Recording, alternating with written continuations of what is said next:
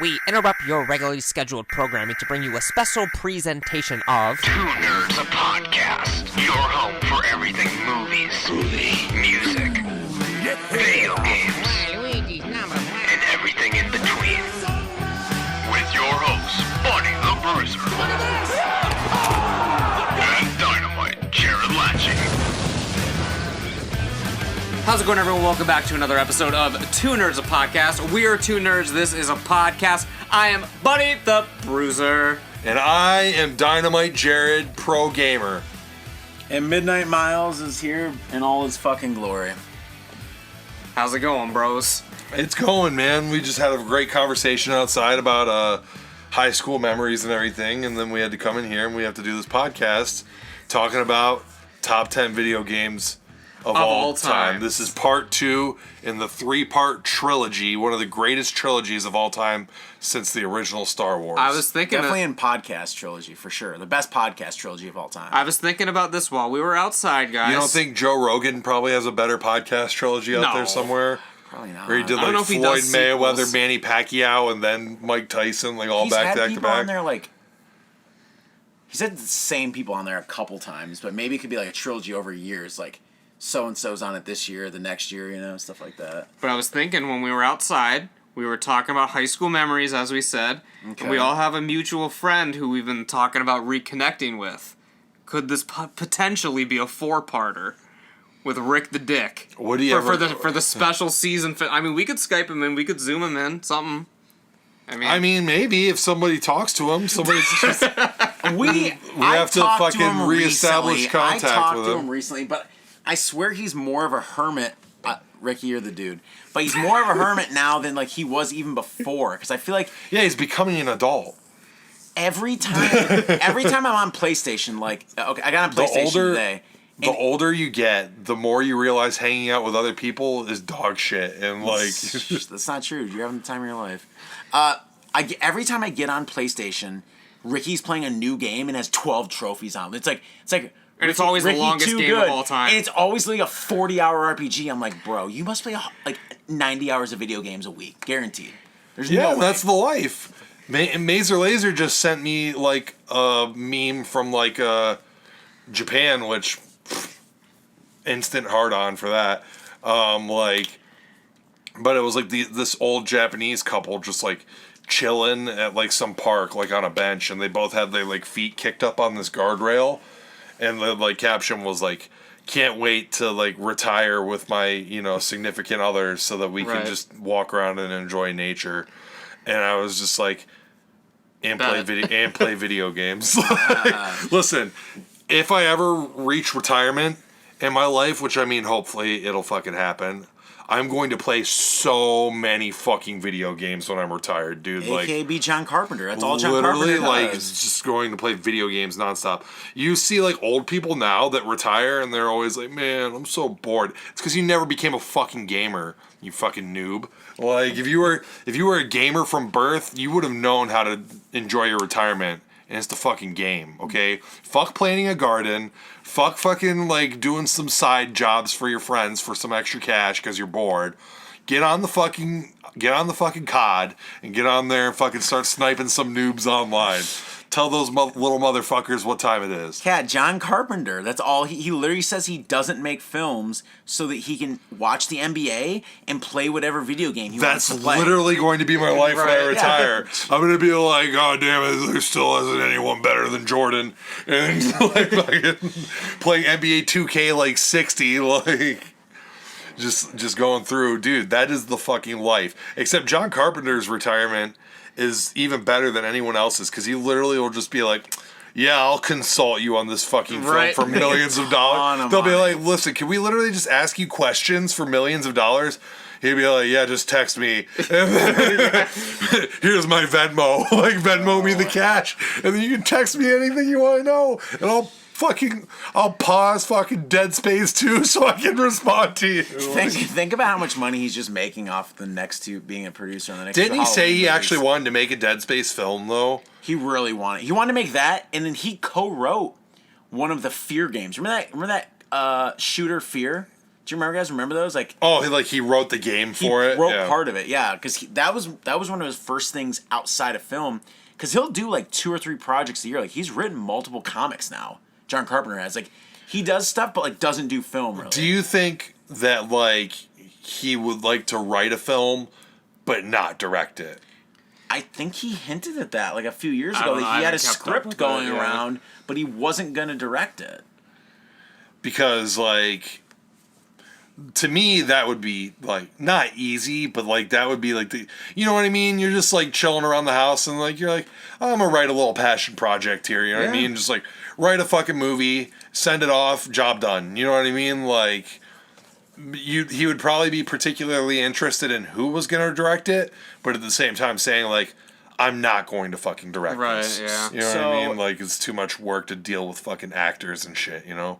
So I'm kind of now almost on the podcast. I'm working my way into this. This is what You've been on 3 weeks in a row, right? So, I'll tell you what, after the conversation outside, you're on the rocks with Jarrod, so... Shit. All right, well, I'm going to bring a couple of topics. So, no, you know what, though? He showed me that he was dedicated to the podcast. That's true. He's like, Jarrod, get your mind on the fucking podcast, bro. Like, we got business to take care of. A podcast that has made, in total, what'd you say, buddy? Like a guesstimate? We've made at least a couple dollars with this podcast. At least a few, yeah. We're taking it all the way to the bank, brother. We're going to retire soon. And when we retire, we're going to be like, yeah, I'll write a podcast, but I'm not going to record it. I'm not going to do the podcast. Like, I'll write it. Like... A very current event thing, as we're talking about John Carpenter. A little quick segue. I know we got to get in games. So Romero, his estate now, is letting the person who co-screen wrote his final film. It was supposed to be his final film. Romero wanted to do one last film, and that was going to be it. And it was going to be Twilight of the Dead. Oh, he was going to do it? Yeah. Oh, yeah. he was going to do King's critically acclaimed. He was going to do Twilight of the Dead, which Twilight of the Dead would have been the final, like. So basically, Diary of the Dead and Survival of the Dead were spin-offs. So he doesn't consider them. Well, yeah, they were like found footage. Like, it was like so disconnected. What about Land of the Dead? Land of the Dead is part of the franchise. But the other two were like found footage, and like they didn't really Survival connect. of the Dead wasn't found footage. Just Diary of the Dead? Yeah, just Diary of the Dead. I saw both in theaters. I don't know if I've ever seen Survival of the Dead. Oh, I saw. You saw Diary of the Dead with me. With you in theaters. On that ice storm. It was literally the craziest ice storm of all time, and we were driving. Like, everything was just coated in ice. Everything was frozen solid. It was beautiful. It was gorgeous. Yeah, but like, it was also very treacherous, and we had to fucking drive very carefully to a cinema in Cleveland. We drove to Valley View. It was the first time I went to the Valley View Theater. We drove because they were getting Diary of the Dead.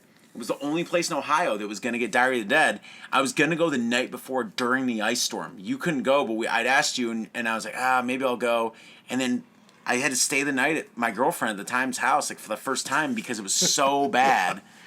What are you laughing at, bro? Oh, buddy, I'm sorry to interrupt your story, Miles, but Buddy was just talking about like how much he used to fucking hate Good Mythical Morning, and then he was he's like, but now I've come around and I watch them every day and I listen to their podcast, and like not only that, he has fucking Rhett and Link's Book of Mythicality on his bookshelf now. It was fucking used out of whatever, and I was like, fuck, for $1, fine, that's good. I actually have both their books if you want to call me out, because they have their horror book up there, which I read first. I actually haven't read the Book of Mythicality, but I read the horror book. You also have Pete Wentz's book. I have both of Pete Wentz's books, dude. I didn't even know he had a book. And you have Howie Mandel's fucking like book down there as well, so yeah, incredible. I love biographies, dude. Anyways, the only current event thing I was going to say was that, yeah, I guess his final film is going to be made with the screenwriter that wrote it with George, and they're shopping around directors right now. But they're going to make sure it's someone like... Just have Tom Savini direct it, fuck. He'd probably just be shirtless the whole time doing push-ups, be like, yeah, this looks great. This looks great. Side note, as we're going to segue into... He's only ever directed Ripper, right? He directed Night of the Living Dead, the 1991. Oh, yeah. But did he direct Ripper as well? Or he did. I got Ripper right here. I have 2 copies of Ripper, unfortunately. Well, this is one of yours. You gave this to me. Oh, I bond one off. Tom Savini as a Ripper. I think he acted. He didn't direct it, did he? Yeah, director Christopher Lewis. Oh, okay. So He directed... This movie's supposed to be dog shit. I haven't watched it, but it's a semi-rare tape, so I have. And I gave 2. I had 2. You gave me one when you gave me a bunch of Amityville DVDs. It's shot on video, isn't it? It looks like it on the back, so. But it could just be very low quality. We might have to pop that in. Add that after to the see, list. Just to check a look at the quality and see what it is. So Savini did part of... He either did part of it or all of the Tales from the Dark Side movie, too. Did you ever see that? That was actually really I haven't good. watched it, no. Oh, yeah. What's it called? Tales from the Dark Side. The movie. It's called The Movie? The movie, yeah. Where are my T's? I have it. I'm pretty sure I have it. I just haven't watched it.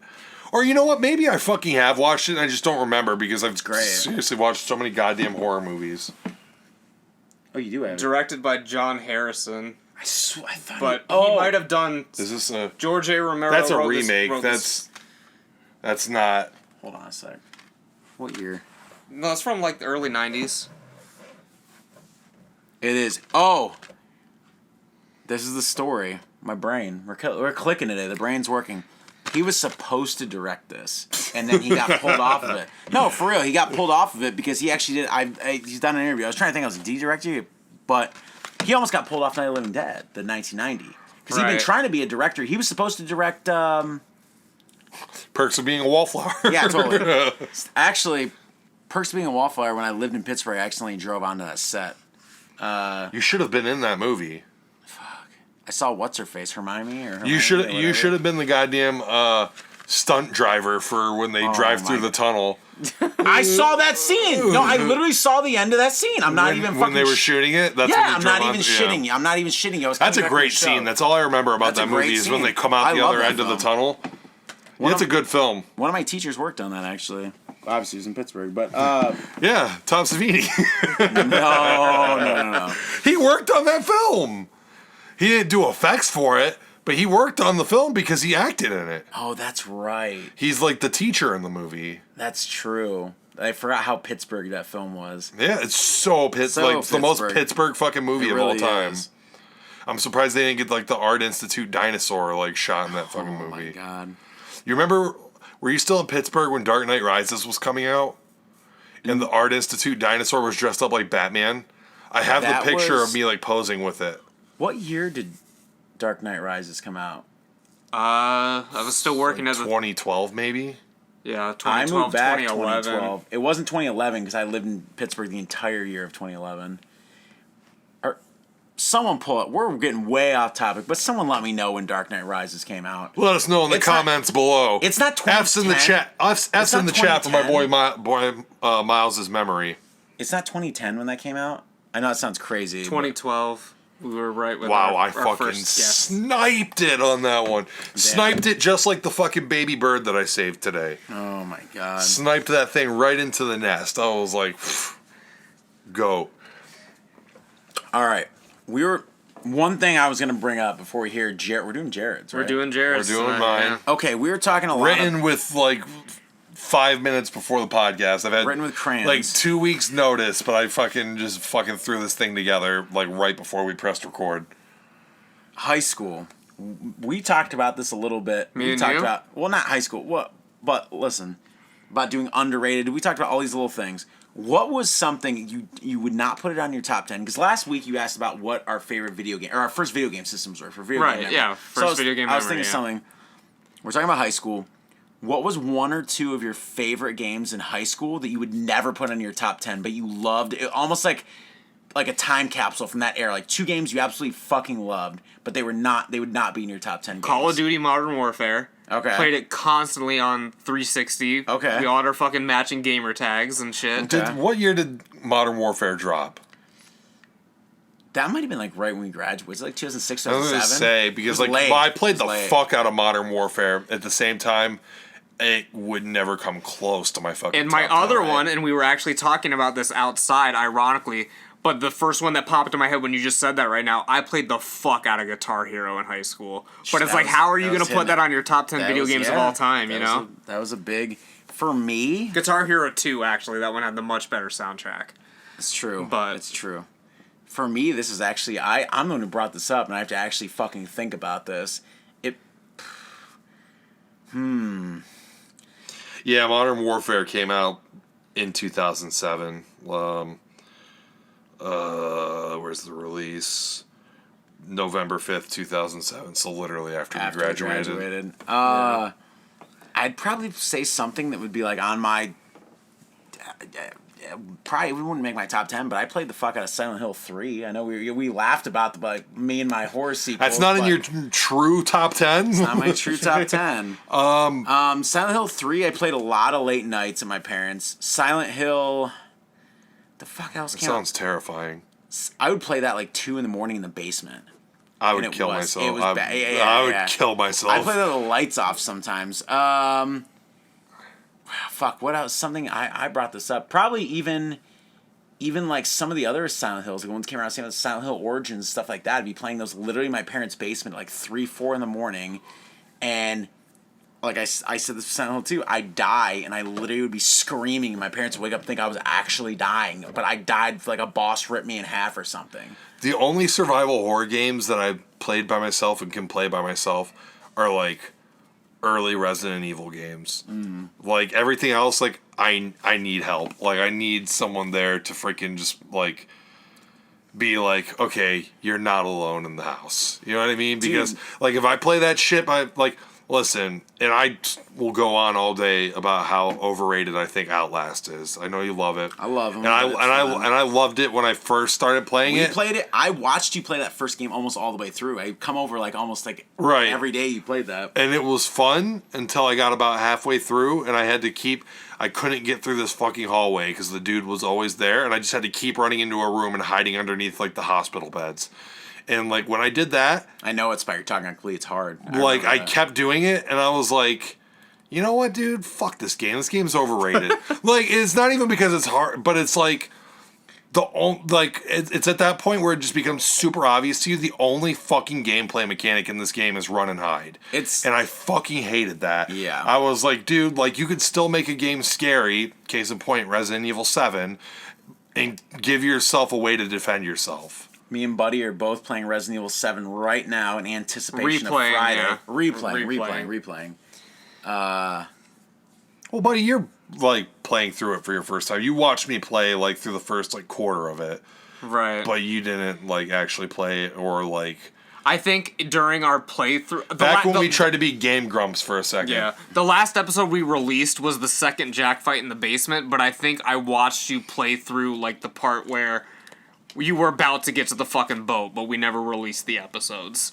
I played the second Jack fight today, and I didn't die, and I thought I was going to, but I beat him on the first try. Like the one in the basement you were talking about with the chainsaw. Yeah. But I wasted too much fucking ammo. Like, I wasted too much ammo on that fight.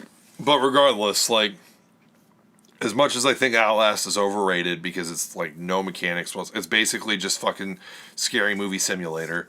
Like, and I mean, it really is because it's a VR game. It's VR compatible, right?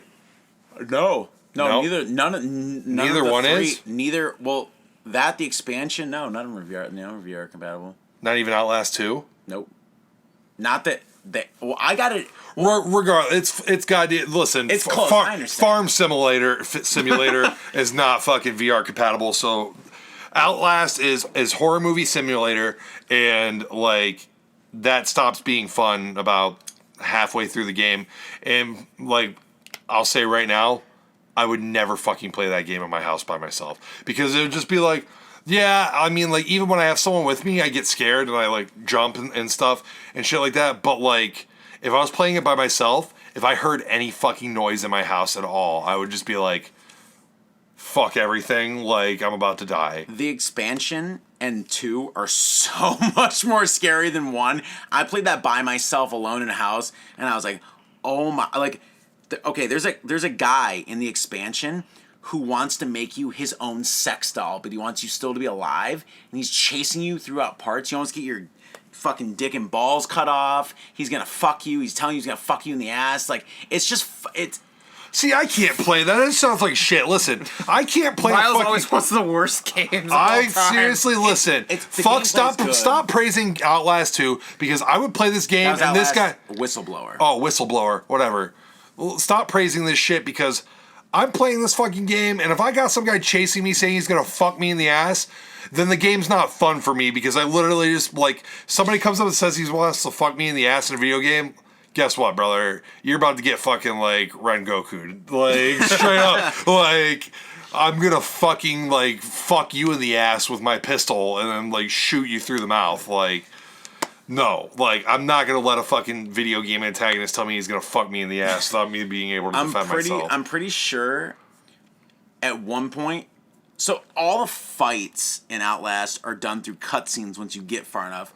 Pretty sure at one point you grab this guy and you throw him down an elevator shaft. I think he gets impaled or something by a bunch of shit. But anyways, that's nowhere near as satisfying as actually fighting a boss and fucking him in the ass and like literally talking shit the entire, like, when you know you got him and you're, all right, motherfucker, like, you're getting the fucking. It's like, I don't want to watch a cutscene. You're like dipping and diving and dodging and fucking getting in like the jabs, like right in the right spots. You're and then when you finally hit that killing blow and it goes like right into the cutscene and they're like, and then they fall and then you're like, yeah, motherfucker, fuck you, like, you know, like.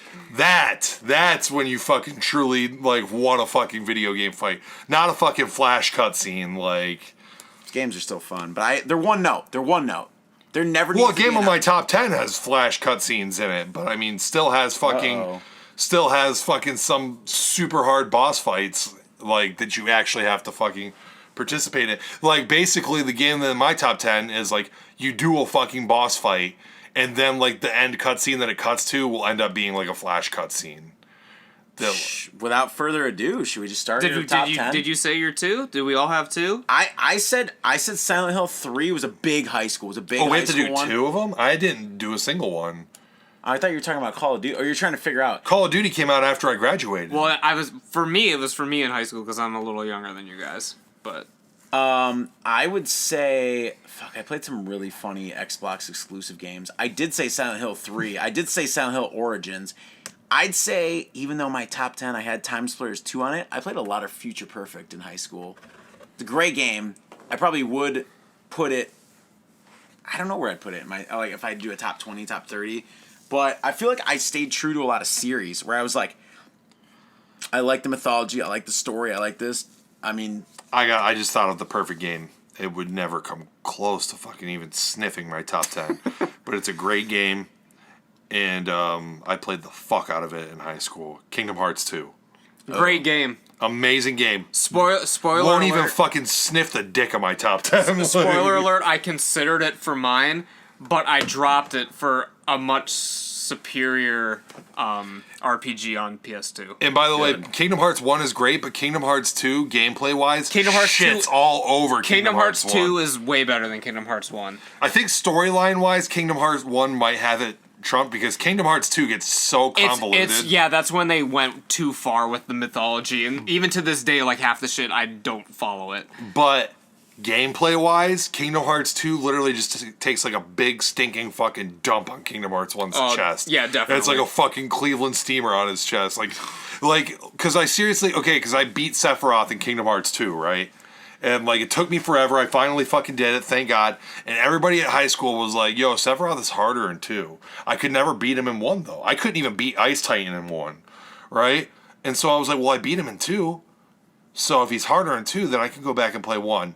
And so I tried to play 1. It's so bad. And I was just like, this is the clunkiest fucking game I've ever played in my life. You can't do it backwards. Like it's can't impossible. fucking do it. I would like to, like, if they did a remaster, I would just give it the Kingdom Hearts 2 battle system, if that's even possible. Oh, definitely, yeah. If you could. Well, they've remade it a billion fucking times on these systems, but I think it's just literally ports of it. Like, I don't think they're reworking the games at all.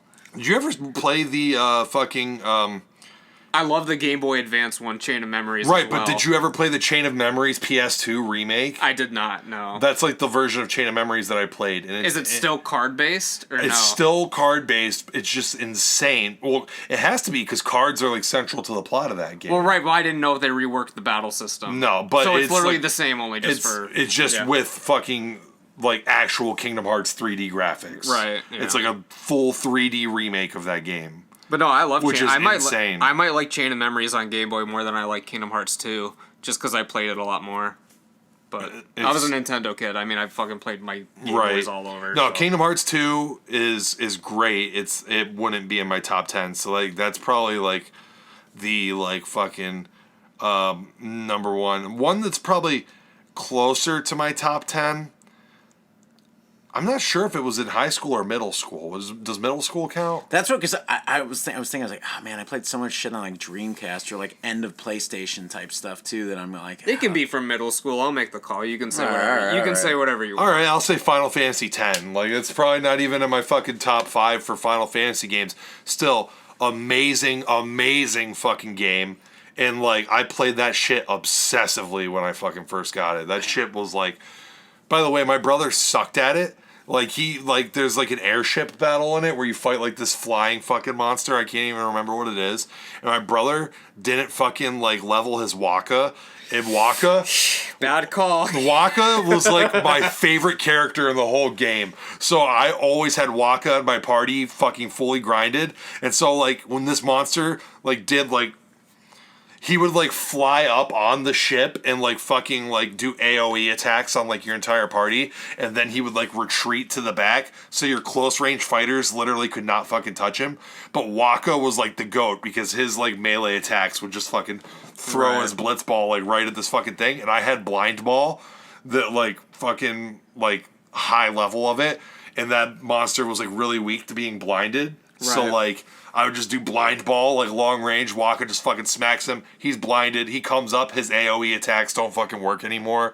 Dude, I fucking murdered that game when I played it. I love that game. I game is actually played good. Final Fantasy X, but I didn't beat it, and I don't remember where I was off that. The ending to that game is like one of the best endings to a Final Fantasy game. I got pretty far. Honestly, the story of Final Fantasy X is probably up there, like some of the like one of the best Final Fantasy stories. The only reason why it's not close to my top 10, if Final Fantasy X was still open world like earlier Final Fantasy games, it's very streamlined. You can't explore. It's if like it was you're literally just if it was open world, that would be like probably my favorite Final Fantasy game of all time.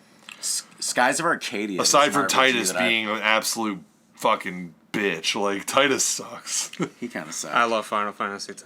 Titus sucks. Waka is the fucking GOAT. And like what Kimari's the fucking GOAT too. Kimari is fucking incredible. God. Kimari and Auron. Auron is Giga Chad defined. Like if you don't have Auron in your party in Final Fantasy X, you're getting fucked by like every boss. Auron's like coming up there and like seriously doing like 3k damage like when you first get him into your fucking party with melee attacks.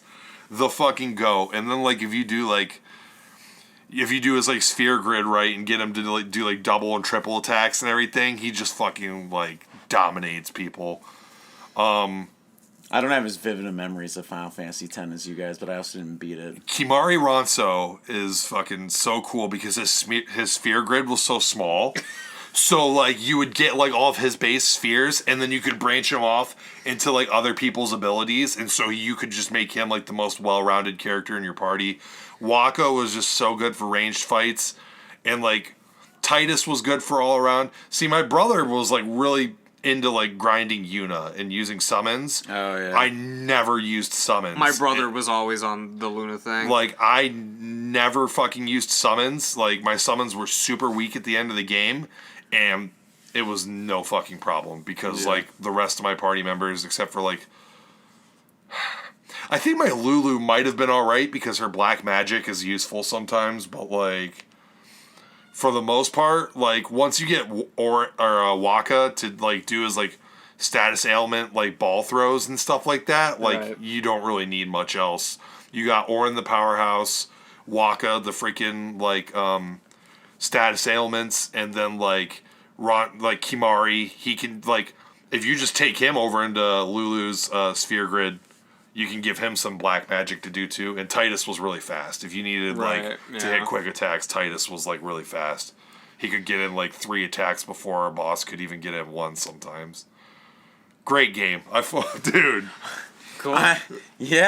I was gonna say I tried to interject there at one point, but Skies of Arcadia was probably Ricky loves that game. Probably like how you guys. That's probably in Ricky's top 10. You guys were talking about Final Fantasy X, but Skies of Arcadia, I beat. That was probably one of the few like longer RPGs that I beat. I beat that 3 times, and I just liked the ship because it was like you were like a modern open world pirate ship, but turn based RPG. So you'd have like the ground fights and stuff that were classic turn based, but then you'd have turn based with like these giant ships.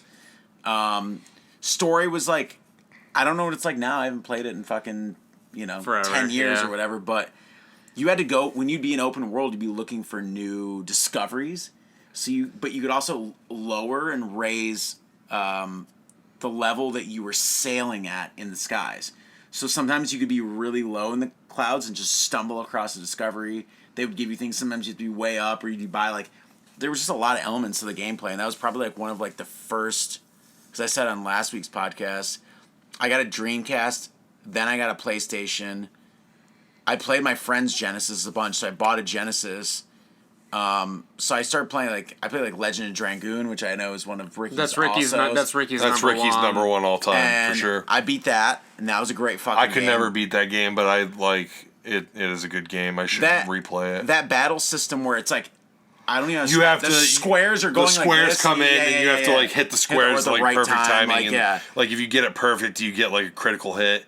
Or like it like continues to like chain the combo or whatever. Some of those were really fucking hard as the game went on. Like I understand why. Like some of those like fights, I was like, fuck. Like I couldn't do like some of the things. You know what I remember about Legend of Dragoon? Harpoon. The one dude. Back to Final Fantasy X for 1 second, buddy. Did you grind Blitzball like really hard in that game? I love Blitzball is like my favorite fucking thing of all time. Spoiler alert: this game may or may not be on my list. What? Just Blitzball? No, Final Fantasy X. Okay, but I don't know. I might bump it as an honorable mention since we've talked about it so much already on this one. But yeah, I love. Look, the thing I love about Final Fantasy X was at this point, like I had said previously, I was a Nintendo kid, and this was my first glimpse of what the world of PlayStation could be, and it was the first game of that size and scope that I ever played, and it was the first game where I was like, okay, I feel like I'm an adult playing this, basically, like just like the level of gameplay that like the RPGs I was playing at the time, like your Paper Mario's, like shit like that, like yeah, like the leveling up or whatever, but it's just like such a different level for me at that time to play like a leveling up system like you are in Final Fantasy X. Yeah, because you have the sphere grid, which is like one of the best. Like it's that and Materia are like probably like the two like greatest fucking like Final Fantasy like level up systems like ever. Like sphere grid is so goddamn good. But right, yeah, I love Blitzball. It's like a game within a game. Dude, my God. It was always mind blowing to me that like Waka's team was like defeated constantly for 23 years, but like they did not win a fucking game, and then you're the one Titus, and like Titus is like the difference maker. But then the best thing about Blitzball is that you could like trade players and like bring in like new players and shit. And I think I had like Kimari like on my team and shit, dude. Oh my God, they were what? They were like the B-Sade. What was the name of that team? I can't remember. Dude, Titus with that sphere shot, bro. Like, and it's just funny that like the main characters of your Final Fantasy game are literally pro athletes. It's just so funny. Listen, dude, Blitzball is so. Oh my God, so fun. I love that. It's like up there, like Final Fantasy VIII Triple Triad card game, dude. Holy that's like all-time great, like because like you really get the like when you play the Triple Triad card. Let's hop into it because is that your number 10? It's mine's in no particular order. I'll just get number 1 out of the way quickly, and then we'll come back to it later. Number 1, because number 1 is the only one that's set in fucking stone. Like this is my number 1 game of all time. The other ones are not ranked. But the one in big, the one in fucking bold, and the first one I write down no matter what, is Legend of Zelda Ocarina of Time. Greatest game ever made. Fucking my favorite game of all time. But we'll come back to that. We're going to jump to Final Fantasy VIII is on my list. odd choice for Final Fantasy fans. This is probably like one of the fucking. No, I know a lot of it. Definitely has its cult following, but it's not like the fucking like out of the PlayStation era. Dan Lacey's favorite is Final Fantasy. Yeah, because Dan Lacey's weird. Like, and I mean, like, I'm not weird or anything, but like, Final Fantasy VIII, it has to be my favorite because it's the one that it didn't introduce me to Final Fantasy. Because the first time I saw Final Fantasy, my friend Phil Vargo was playing Final Fantasy VII when I went over to his house, and I'd never seen it before, and like it was like one of my early introductions to like anime style. Okay. You know what I mean? Right. So like you see Cloud with the spiky hair and the gigantic sword and everything, and I was just like, dude, this is the fucking coolest thing I've ever seen in my life. And the first time I saw Final Fantasy VIII after that, because I would go home, I never had a PlayStation until like PlayStation 2 was already out, right? Right. Like, so I went over to my friend's house, Brian Crabtree. He had Final Fantasy VIII when that first dropped. And at the time, it was such a foreign concept to me, like a sequel to a game that wasn't a direct continuation of the game before. Right, yes. And so I'd seen Final Fantasy VII, and I would go home at my house, never having a PlayStation, never knowing what Final Fantasy VII was actually about, but just knowing that the characters looked so cool, and like the whole game just looked so fucking cool, that I would just go home and play outside and imagine that I was like Cloud and like do my own. You know what I mean? Like when you play outside, you kids play with the sticks and stuff. So I would always like be like, oh, I'm Cloud. You know what I mean? He looks so cool and shit and like and all this stuff. And then Final Fantasy VIII came out, and I saw that at Brian Crabtree's house. And so this will be shocking. It's on my top 10. But my first impression of Final Fantasy VIII was like, this fucking sucks. Where's Cloud? Like they made a game without Cloud. This sucks. You know what I mean? Like 7-year-old me is like, this is like, I don't like this game. Finally, when I moved to Ashtabula, like when I finally got a PlayStation, and my friend, I think it was Keegan, was like, yeah, dude, Final Fantasy VIII, bro, like here, borrow this. And I was like, or no, Tom Kearns, he was playing Final Fantasy VIII. Shit, yeah. And I was watching him play it, and he was like, no, dude, this game's sick. Like, you going around, and he showed me the cool parts. Brian Crabtree didn't show me the cool parts. Tom Kearns was like, check this out. And like summoned a GF, Guardian Force. Right. In the game. He summoned Ifrit. And they like in the middle of the battle, this is the first time I'm seeing like this amazing like cutscene animation during a battle. This fucking awesome monster comes out and just throws a goddamn meteor on the enemies and just fucking AoEs them. And I'm like, holy shit. I was wrong about Final Fantasy VIII. Right. I need to play this game. So I got a PlayStation. I played Final Fantasy VIII. And, like, that's, like... My first introduction to RPGs really was Final Fantasy VII. But the first RPG that I actually fucking played was probably Quest 64. But the first one that I really, really fucking got into was Final Fantasy VIII. The first one that I beat was Final Fantasy VIII. Quest 64 sucks so hard, dude. Dude, I kind of liked it because it had like a cool battle system where you had like the area that you could run around. I think I was just too young to know what I was even doing. I kind of like it, but at the same time, you don't really have a party. You know what I mean? It's like a pretty bare bones RPG, but it had like a unique combat that I like. Maybe it's a game that we should revisit. But I definitely played Quest 64 back in the day. I don't remember anything about the story, and I never beat it. I beat Final Fantasy VIII. And I remember the story, the orphanage, the sorceresses, and the fucking the junction system and all the summons. You know, like when I beat it, I made sure that I had the strategy guide so I could go through and get every fucking guide. GF, dude, and it had the bestiary in the back. Like, back when I was a kid and you have no concept of like wasting time, I would literally have all these strategy guides for games that I didn't even own. And I would literally, that's how I know about the tyrant fight in Resident Evil Code Veronica.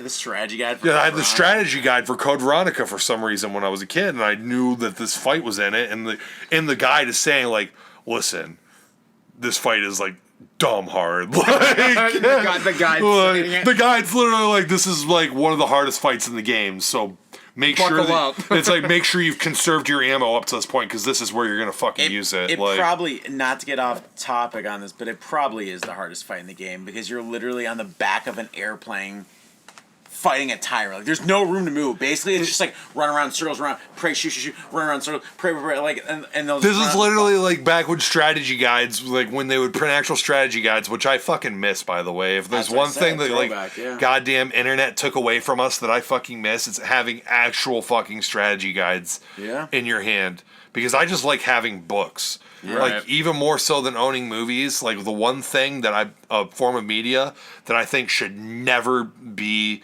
fucking go, like, I'd rather die than use a Kindle. Like, right. I want a book. It needs to be a fucking book. Like, if I'm ever going to read a comic or, like, a book or anything, I need to be holding it in my hands. Right. And, like, it's just something about that experience that you can't fucking replicate with a Kindle. But that's a topic for another day. And so I'm pissed at the internet for taking away, like, actual fucking official strategy guides.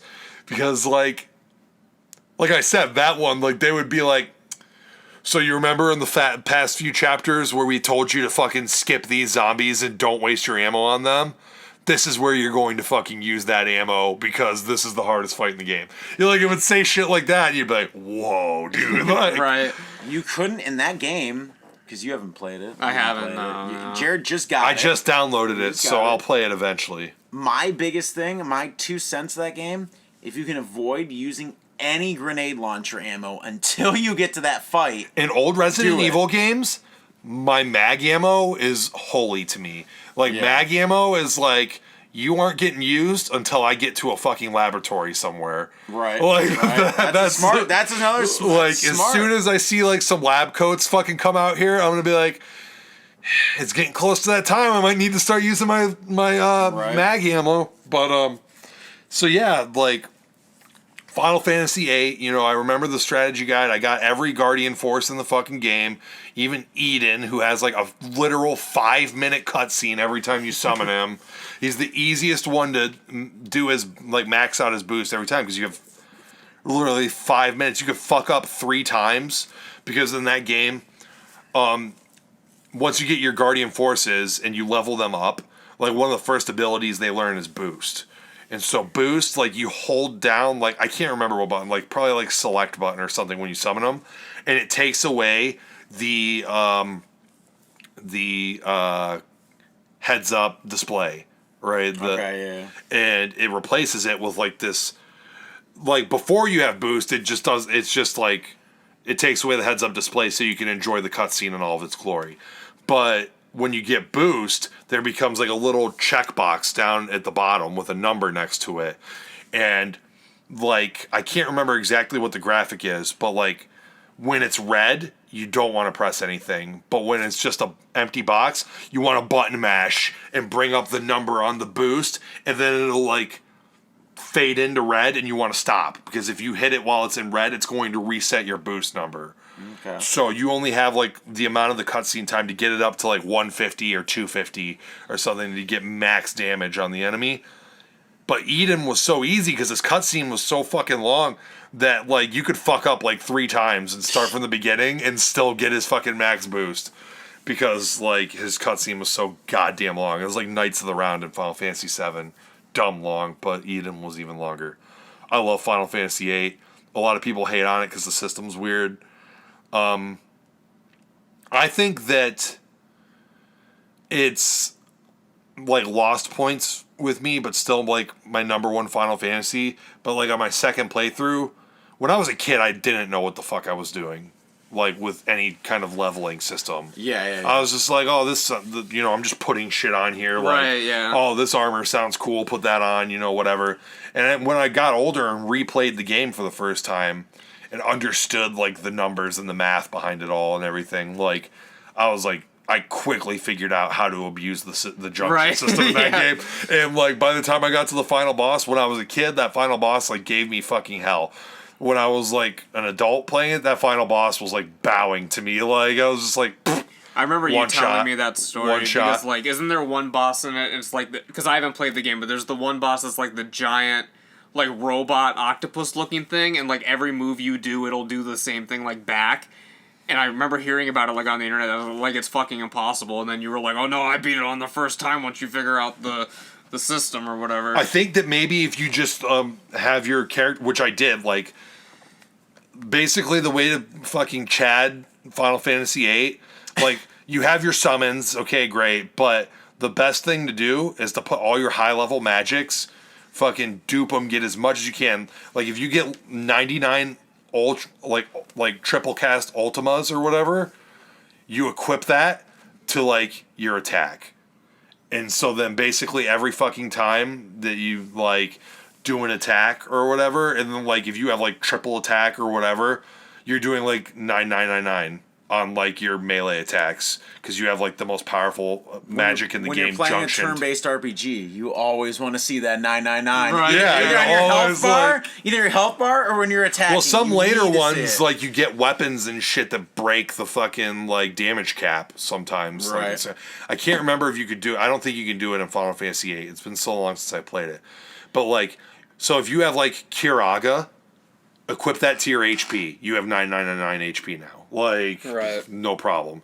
You know, and then, like, Ultima, equip that to your attack. And then you're just, like, absolute giga chatting, like, everyone with your attack. And then when you get, like, limit breaks, like, if you have Squall's ultimate weapon and you get, like, limit break and he actually, like, does Lionheart for his, like, Renzo Kuken, that becomes, like, a 50/ combo that he does, but you have Ultima attached to your Junction to your attack, so it's like a 50/ combo of all 9999s. It's basically more powerful than Knights of the Round in Final Fantasy VII. So it's like, I fucking chatted that game. Like, the second time I played it, I was literally like Kenshiro, like, walking through that fucking game. Like the boss would be there, and I would just be like, "You're already dead," and they're just like, you know, turning, like, red and, like, fading away and shit. Like, that game was great. So What else we got? all right, so let's start going down the list.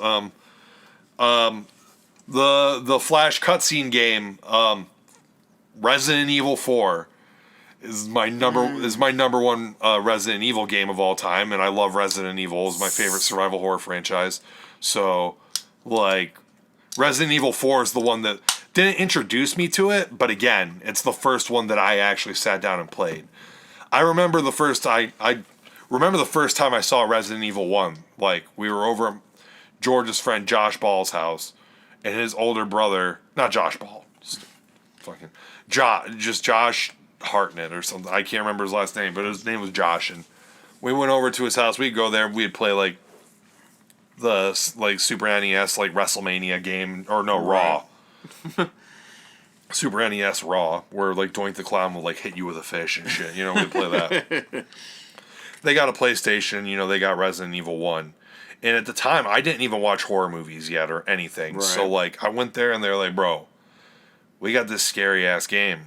I was like, huh, I never heard of, like, a scary game before, you know? So, like, we went up there, you know, I watched him play it, you know, you get through the first couple cutscenes, like, oh, okay, whatever. And then he gets to the scene where he walks into the door, in the iconic scene where the zombie, like, turns around and just looks at you. Yeah. And me not even ever having watching horror movies before, I'd never seen anything like that, and I was like, fuck this game, dude. This is the scariest fucking thing I've ever seen in my life. I would never play this shit. Fuck this. Like, literally having nightmares about that one scene for, like, my entire life. Like, after that, like, I have that zombie tattooed on my leg. That's actually what this is. Is the fucking, is the first zombie turning around, and the cover of the actually director's cut of that game. Yeah, so, like, that was my first impression of Resident Evil. And, like, it took till Resident Evil 4 to come out for me to finally be like, because, like, since that time, like, I hyped it up for you. I was like, play the Resident Evil games. Well, my brother brought it over, like, Resident Evil 4. My brother got it on GameCube first and was like, bro, Resident Evil 4. You played and 4 I was like, before man, me. like, You played 4 before me, actually. like, scary shit. And, like, but my brother, like, my little brother started getting into horror games before me. The first horror game that I ever actually played was Clock Tower 3. Yeah. Because I was actually into horror movies at this point. So I was open to the idea of it, but still the idea of, like, interacting with a horror movie, basically, was, like, still kind of freaky to me. Right. Yeah. But I watched horror movies at this point, like, obsessively. So I was, like, into horror. And George was like, dude, Clock Tower 3 is like a horror movie in a game. Like, dude, it's like a slasher movie. Yeah. The dude with the sledgehammer murderer, like, I used to have chases it. you and you hide in the lockers and he'll be like, Alyssa, like, coming after you. The only thing I didn't like about Clock Tower 3, this is going to sound hypocritical because of me hating on Outlast, not being really able to defend yourself. But Clock Tower 3 stopped being scary to me the second that you got to the boss fight and got your little, like, fucking sacred bow and arrow that you had to, like, fucking shoot the monsters with. I was like, dude, this isn't even fucking Well, it still scary needs to be anymore. a threat, is the thing. Like, if you're, like, too overpowered, it's like, why would I be scared I mean, the of boss this? fights were still kind of hard, but, like, it's just like you would get to, like, a rooftop. You know what I mean? And all of a sudden you, like, fucking are like, whoosh, like, anime style, like, my sacred bow and arrow, like, it's like, even the string is just like a fucking light beam. You know what I mean? You shoot, like, light arrows at them and stuff. And I'm just like... So it's just too over the top, or... It's just like... I don't know, something about that, but, you know, I was open to the idea of horror games. My brother had the GameCube. He had Resident Evil 4. I had a GameCube for Zelda, but he brought Resident Evil 4 over, and, you know, he's like, dude, this game rules. Like, you need to play this. I was like, all right, bro. And the first, like, I'm playing it. I'm like, okay, this is pretty cool. Blew a fucking dude's head off, and I was like, this is the greatest game I've ever played in my life. Dude. I was like, this is, like, most satisfying headshots in game history to, like, this day. Like, to this day. Like, there's satisfying headshots in other games, but, like, I just remember, like, getting the sniper rifle out in Resident Evil 4, and, like, some fucking cult member would be up there, like... Especially once I get to the castle. Let's start off for the like. Once I got to the castle and you were like that opening part in the castle when you're walking up and you see layers of the castle. You see a guy up there like doing that and you're just like way back there and you just blow him a fucking way. You zoom like right in on his head, like you just have his head in the crosshairs, and all of a sudden his head just fucking explodes and he's just like, like, and I was just like, dude, it was like as a fucking like 15, 14, 16, I don't even know how old I was. So, as a teenager, that was like fucking orgasmic for me, dude. To like just seriously just blow these dudes' heads off. That sounds like psychopathic of me, but I was just like, I would just be it and just be like, oh, dude. Yes. Resident Evil 4 would have been on my list, which we mentioned last week, I feel like. One per franchise, Kat. I know, you guys are fucking killing me. But the one thing that you were talking about, you know, shooting things that, I had that whole thing where I'm thinking of like sounds of like video games. Resident Evil 4, that guy, I'm not going to do it right when he goes, oh, no. And that guy's like, all of a sudden they turn around, they're all coming at you, you know what I mean? Like when someone like recognizes you and they're like this, they're pointing at you from like a mile away. I just remember like all the time, like that would get me like adrenaline would be pumping. I'd be like, I gotta finish these fucking guys off. Resident Evil 4 is like, well, Nemesis kind of did because Nemesis was the one that really like you start the game and you like basically start the game in like a fucking warehouse, like a whole weapons cache basically, and you like start the game with like a rocket launcher pretty much. Like that unlimited machine gun is your main gun when you start Resident Evil 3. Right. So, like, you know, that kind of interesting, but Resident Evil 3 is still fucking terrifying because Nemesis. Like, basically this fucking monster that will Nemesis not die, eats bullets, that, like, fucking will just come at you, like, and, like, basically, like, the zombies aren't scary in Resident Evil 3 anymore. Like, you just walk around and they're everywhere, and it's just, like, it's basically, like, goddamn, what's that game, where you're, like, in the mall? With all Dead Rising. It's basically like Dead Rising when it comes to the zombies in Resident Evil 3. And you have so much ammo to take care of them. But when you fucking hear like Nemesis footsteps, or when you're just like, you walk into a part of the map and all of a sudden you hear the door shut behind you and he's just like, stars. And I'm just like, I'm pissing myself. Like, I'm so scared this guy's gonna just come and like fucking rip my head off or something. 4? I thought But 4 like... Because there's no quick turn or anything, and so like there is quick turn in 4. Not in the original. Like, not in the game. Just the PS2. I played it on PS2. You have to like slow not pan in the game. I think they had it in the Wii one, but not in the GameCube one. I swear it was on the PS2 version. Yeah, it might have been. I could be wrong. You seriously would just be like, you'd walk around or whatever. You're like in a village, you know what I mean? And like you said, when there's like 6 million fucking guys running at you, I'm just like. the most fucking stress like I've ever been through in my entire life because you gotta just fucking find a way opening to scene, pick them off. And then like the title cats will scene. literally just grab you from behind and scare the shit out. I remember like one of the scariest things that happened to me in Resident Evil 4 was like the first time I cut a crate and a snake jumped out at me. So funny. I literally shit myself. I was like, oh my God, I had to snipe that snake when I was like, listen, dude, you got me. How satisfying is it when someone's about to throw dynamite and you shoot it mid-air in their hands and they explode into pieces? How pissed do you get, though, when you fucking... All right, you get the perfect headshot and their head explodes and then the fucking Lost Plagas comes out of their fucking neck. Yeah. Oh, I get so pissed. I'd be like, bro, just give me the fucking headshot. God damn it.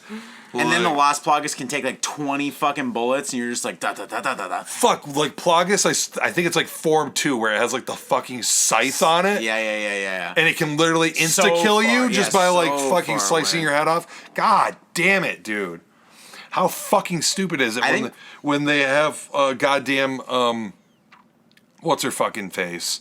In the castle. There's like the scene where they're like up on that other level and they're just Ashley. They just have her like they'll like pick her up and like you have to like shoot them. While you she's have to like opening keep the cranks. her Like, right. she's doing the cranks. Dude, that is so hard. Oh and my then god! And they at the same time they open the because sides. they're down on your level, like yeah, coming after yeah. you, but they're also up there trying to grab her. And they have the so you have armored three guys, like too. fucking like tanks and like Yeah. dudes with shields like on your level coming after you, while like other minions are up there like running after her and grabbing her. Oh my god! I think that Shut the fucking front door, dude. 4. I know we're gonna get on to your other games. I think 4 has some of the most iconic gameplay things that don't have to do with the story. Like in that game, when I look at the map in that game, The story's great though. story's great, but in the map, when I look in the map, I've played that game so much. Like I look at the map and I'm like, this next area, I can see the whole thing in my head. I know everything that's gonna happen. Like it's so iconic. Like just even looking at a map, like the scene where Ashley's, she's trying to bring up the cranks so you can bring up the platform so you can run across the water. I just remember that because I had to do that a billion times. The scenes where like there's that one scene where you have to bring up the platform too. You had to do that on Professional. How the fuck did you do that on Professional? Bro. Beating Resident Evil PTSD right now. Right. Beating Resident Evil 4 in Professional is just like something like you do it and you Hold never on though, felt more did you accomplishment. have like Chicago typewriter and shit? If I remember right, I don't think you can start the game with that stuff. I think you have to start like There's no like New Game Plus on Professional. you have to beat it first time. I think like you have to beat Professional on. So you have to beat it on Professional to get New Game Plus Professional. Yeah, I'm pretty sure. Holy shit! I told you what I think I played it on Professional the first time. I got past the Krauser fight. And you have to go into that part where the helicopter pilot shows up and he's shooting all those people, but you have to fight like 30 fucking dudes. You know, there's like a multi-platform area. That game's stressful, man. That game stresses me out. But like, listen, the Merchant Legend. is the GOAT. Like he Like, should be he's- in every Resident Evil game, dude. Seriously, like, the funniest guy when he he's just like runs so up, he's good. like, "Hey, hello, stranger. Hey, Hello, stranger." stranger. And he just opens his coat, it's like What are you buying? rocket launcher sitting inside of it or something. Like, What are you selling? One thing. I'll give it to you for a fair price. little sidebar, I guess, a little preview for the game that's going to be coming out. They're bringing back a merchant character for. It's not the fucking It's not merchant. the merchant, but No, they're I bringing want back. the fucking merchant. he's like that. He's like that big baby-looking man. or Right, whatever, yeah. like, I want Yeah. fucking like Leon to be like another like Resident Evil starring Leon. I know probably a lot of people are sick of it, but like one more where he's just like in New York for some reason and there's like another zombie apocalypse and the fucking merchant from Resident Evil 4 is just there and Leon's like, what the fuck, dude? Like, Or even if he's infected though, right? The merchant. He Like he seems to never be- comes after you, but his eyes are discolored. colored, yeah. Well, when you first see him, he has blue eyes, but then later on, as the game progresses, his eyes are like purple, red aren't they? or like Maybe they are. his red. eyes change color like halfway through the Okay, game. yeah. And you can shoot him in the head early in the game, and like I'm pretty sure I never did it. But. I don't think I did. Anyways, I could talk about Resident Evil forever. So, but what else? What else you got on this list? All right, Way of the Samurai. I played Way of the Samurai 2. I didn't play the first one. Cat, Way of the Samurai 1 is so fucking good. Because I played the Shadow Way of the Samurai 2, but nowhere near as much as Way of the Samurai 1. Because Way of the Samurai 1, the story takes place over 3 days, right? Okay, There's 6 different endings, and the game is literally just meant to be played over and over and over again to get that separate endings. It's like Resident Evil 3 Remake, where it's just like a fucking, like, 6-hour game. You know what I mean? Like, Way of the Samurai 1 was probably like 3 hours or something to get through. You can beat Resident Evil 3 Remake in under 2 hours. I did it last year. Right, so, like... But that's, like, really like, Way of the Samurai, you could sit down and beat it in one sitting, like, super easily. Right. And, like, I got all the endings in it. Way of the Samurai 2 I played as well. I got, like, a few of the endings. But there's 6 endings in Way of the Samurai 1. Way of the Samurai 2 has like 24 fucking endings. That's too much. The story takes place over 12 fucking days. Or 12 to 15 days or some shit like that. So the game is just way too long to get like all those endings. Right. Way of the Samurai 1 was just like, bro, I love Rurouni Kenshin. And like... It hit at the right time for you. Dude, it was just like perfect. And listen... You can do Bado Jutsu in that game. So, like, there's literally a goddamn move where you sheath your sword and then just fucking, like, cut a motherfucker down. So I'd be doing, like, Bado Jutsus to guys. And, like, the thing I love about Way of the Samurai is that, like, some of the replay value doesn't just come from getting, like, the separate endings or whatever. But, like, you go through and, like... you kill people in the game, and when you kill them, they drop their weapons. Right. And each weapon has a different style and different stats. So, like, you can just, like, collect swords and, like, then start, like, your next save file with, like, the fucking badass sword that you fucking beat the game with last time. And it might be, like, a low stance, a high stance, single hand stance, you know, middle stance, you know, or, like, whatever, you know, like... And, like, if you kill the blacksmith or whatever, like, you get his fucking sledgehammer is, like, the sword that you get, like, his smith hammer or whatever. Like, shit like that was just awesome. And I just loved, like, people would, like, at this time, GTA was huge. Right. And, like, Way of the Samurai was, like, the samurai GTA. Like, you couldn't steal cars. Yeah. But, like, you could go around and be a complete dickhead, or you could be, like, an absolute paragon of virtue, like, depending on how you wanted to play the game. Like, there were some times where, like, man, I want to get, like, the bad ending of the game. You literally just go in there and, like, fucking kill everybody. You know what I mean? Right. There's, like, the girl that you're supposed to save at the beginning of the game. Nice fucking try. Kill her. You know what I mean? Like, the blacksmith, dude, like... Yeah, like, and when you start pissing people off in the game, like, people will just start coming after. Like, the blacksmith... Like, if you kill the girl, like, the blacksmith will just be like... You scum! Like, how dare you show your face here? You know what I mean? And then you have to do that in the second one? Like, same deal. That's what I thought. I liked the second one, and I even tried playing the third one. I could never beat the third one because, like, the maps and shit were so stupid. Like, what console did they add more on? PS3. Okay. Did they add more onto the third one too? Because, like you said, the second one has like 24 endings. I don't recall because I never beat any of the endings for the third one because it's just like. The third one is literally like that gives you no direction whatsoever. Like you seriously just show up on a battlefield and these dudes like save you, and then like they bring you back to this farm where like the farmer like hates samurai and his daughter and his son both hate samurai too, and they're like, get the fuck out of here, like we saved your life, never show your face around here again. And so you leave, and so then I'm just like, all right, man, like, I want to get the good ending. Like, I always want to try and get the good ending first. Right. I think, so I'm going to try and side with the farmer here and, like, try to, like, get with him. You know what I mean? But it gives you no direction on, like, what to do. And it's such a thing, like, where you have to be in a certain place at a certain time. Which is the first Way of the Samurai is like that, too. But the world... the second one have that, too? Yeah, it's like that. You have to be, like, on day 3, this person will be there at night. It's like Majora's Mask. Right. You know what I mean? I think I failed the second game because I missed like a big key thing or something. Well, you can't fail it as long as you get to the end of the game. Like you'll just get like a different ending based on what you're doing. I fucked up something real bad because I looked it up when I was playing Way of the If you're trying to get a particular ending, then you can fuck shit up. I haven't played that game since. But it's like way I think back. in the second and third game you can literally get the I just left town ending. where there's just like a way to just fucking leave town and just be like, it's right off into the sunset. and, Roll and credits. like you'll get like no fucking points. Like I think there's like a ending in like the third game where it's like you could go through the entire game without drawing your sword.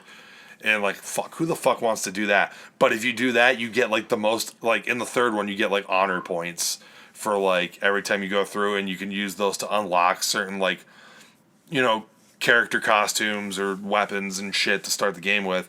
And so like the way to get the most honor points is to go through like the game without ever drawing your sword. Like, so like some cat will literally just be sitting there like threatening to kill a girl, and you'll have to like try and get through the situation with dialogue. You know what I mean? Like, and just the third game just didn't, like, there wasn't enough there to, like, hint, like, hey, man, you should probably talk to the farmer at, like, nighttime on this day or whatever. Because, like, I would just go and, like, sleep and then, like, come back the next day and he would still be saying the same shit. Right. Like, fuck you, samurai. Samurai suck. You know what I mean? And then I would get something out of him. It's so hard to progress the story in the third one, so I never beat it. But the first one, super easy to progress the story, super easy to just hop into, very, like, the world is, like, decently sized, but also small enough where it's, like, you can discover new things. Like, it doesn't seem that daunting to be like, I wonder where this person's going to be on night 2. You know what I mean? Like, you can go check on them and see what it is and see what it is. So I think I played that game and beat it, like, every single fucking way, like, seen every fucking scenario in that game. And, like, the ultimate ending is, like, basically you're, like, a triple agent. Like, there's the 2 clans and then the main girl that, like, you're supposed to be, like, defending. And then, like, if you basically, like, triple agent with all 3 of them, and then at the end of the game, you're just, like, you meet with them and, like, the imperialists from, like, because the first Way of the Samurai is like right before the Meiji Restoration. Okay. So like the goddamn like those fucking imperialists. The imperialists will show up at the end of the. But if you get the ultimate ending, like you unite the 2 samurai clans and like they team up to fight the fucking imperialists, and like you basically go down as like the greatest fucking samurai legend god. Like, dude. Way of the Samurai fucking rules. I love that game. So that's Way of the Samurai. Mega Man 3. Oddly specific. I agree. Is it the first one that you can hold your charge blast in, or is that Mega Man 2? I've never played 3, but I'm pretty sure you can do it in 2. I can't remember the Mega Mans I've played. So I played a few of them. Dan Lacey would kill me right now for saying this. But I played a handful. I played some at his place, played some at another friend's place, and I had one of them, and I can't find the cartridge now, when I got a Genesis. Mega Man was on Genesis, wasn't there? No. Maybe I had a Nintendo at one point, too. It was on the original NES. They might have had a Genesis port. No, that wasn't on Genesis. Mega Man used to be like a Nintendo exclusive. That's why all of a sudden I said that, because I did have... Genesis came out with, opposition was SNES. Right. And when SNES was out, Mega Man X was coming out for SNES. So those were the games that were coming out for that. As I got older, I had like a Super Nintendo. There was a point where I bought a bunch of old systems back when they were cheap. Like I bought an original PlayStation for like $30. I went back and just like bought some systems. Played Mega Man on that. I think I played What Mega Man was on Game Boy? Did they have? There's been a couple. The one that was for Game Boy Advance was Mega Man and Bass. Okay. Or else either that or I played... And then there was like some Mega Man... I think that there was a Mega Man X for original Game Boy. Okay. Like a Game Boy port that was like a stripped down version of I don't know if they ever ported the original Mega Man games on Game Boy. They might have done a Mega Man X thing. Maybe I also There was definitely Mega Man Extreme for Game Boy. Right, yeah. And I played that. I remember that title. That was like a stripped down Mega Man X game. It was like the Master Robots, because there's 8 in like all the Mega Man games. That's a big thing. I think in Mega Man Extreme there was only like 4. Okay. And they were all like from like Mega Man X or Mega Man X2. I think Overdrive Ostrich was a Mega Man Extreme. I played some of the Mega Mans. I might even played them like at Dan Lacey's house because he's big on fucking modding everything. We might have played all of them on. Dan Lacey loves Mega Man, so me and him bonded over Mega Man all the time. So I don't remember what ones I played, but I played a few of the Mega Man games. But anyway, Mega Man 3. Yeah, Mega Man 3, this is random. I've randomly picked this one because just as a kid, Mega Man 3, I believe, was the first Mega Man that I owned, and so I played the shit out of it. And then I eventually ended up getting like Mega Man 1, 2, and like 5 or something like that for my original NES. But like, even when I had like finally got my N64 and my Sega Genesis and shit like that, I would still end up coming back to goddamn Mega Man. And just Mega Man 3 is the one that I remember playing the absolute most, so it's the one on here. So like some Mega Man has to get represented on my list. I finally beat Mega Man 3 using save states, but I did it with a keyboard, which was the hardest fucking thing of all time. On emulator. It was so hard. There's the one boss that like is like a Cyclops, but he breaks them into like different pieces and shoots the different pieces across the screen. Right. You have to dodge them, and then you only have like one shot at like his eye, like when he's fully formed again. Beating that with a keyboard, I literally just wanted to rip my head off and just throw it. Can you still do in Mega Man 3? Can you still do like the bosses in any order? Like yeah. Okay. Yeah, until you get to like the second half of the game, like when you start going through like Wily Castles, right? And shit like that. But the beginning, like that's part of the whole thing. And like Mega Man 3, like. Dude, it was like a whole thing. Like internet existed, but like pre-internet, you know what I mean? Like you're talking with your friends at school, like, dude, which boss has which like weakness? Right. You know what I mean? Like who, like use Top Man on who? You know what I mean? And shit like that. And like my friend Brian Crabtree would always be like, listen, you got to do this and this, and then you'd have the scrap paper every time you beat a boss. The password, like the same password would come up. So I'm like. Drawing up these diagrams on paper, dude, just like simpler times, man. And I long for those times in my life. It's super nostalgic to just like go back and play these games. Now you play them as an adult and you're playing them and you're like, how the fuck did I play this as a kid? Like, it didn't bother me. Right. Like, now as an adult, I like want to throw my controller through the fucking screen. Mega Man games are so fucking hard, dude. But like, as a kid, it didn't frustrate me for some reason. Now as an adult, I've beaten Mega Man 1 normally, and Mega Man 3 with save states. I beat a remake of Mega Man X on like PSP.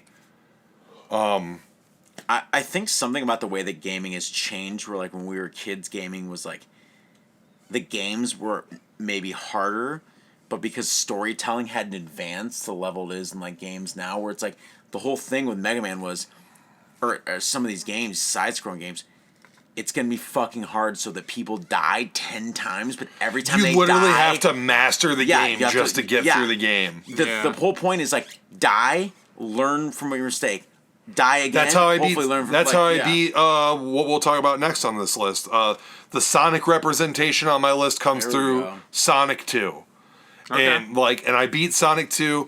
Sonic 2 again. First Sonic game that I ever played. As a kid, I got my Sega Genesis. I think it may have even come with Sonic 2, like when I got the fucking Genesis. Was they definitely had some Sonic bundles. And so like Sonic 2, brother, obsessed like when I was a kid. The one I played the most. Dude, I mean, do you remember in the 90s? I don't know if you were too young.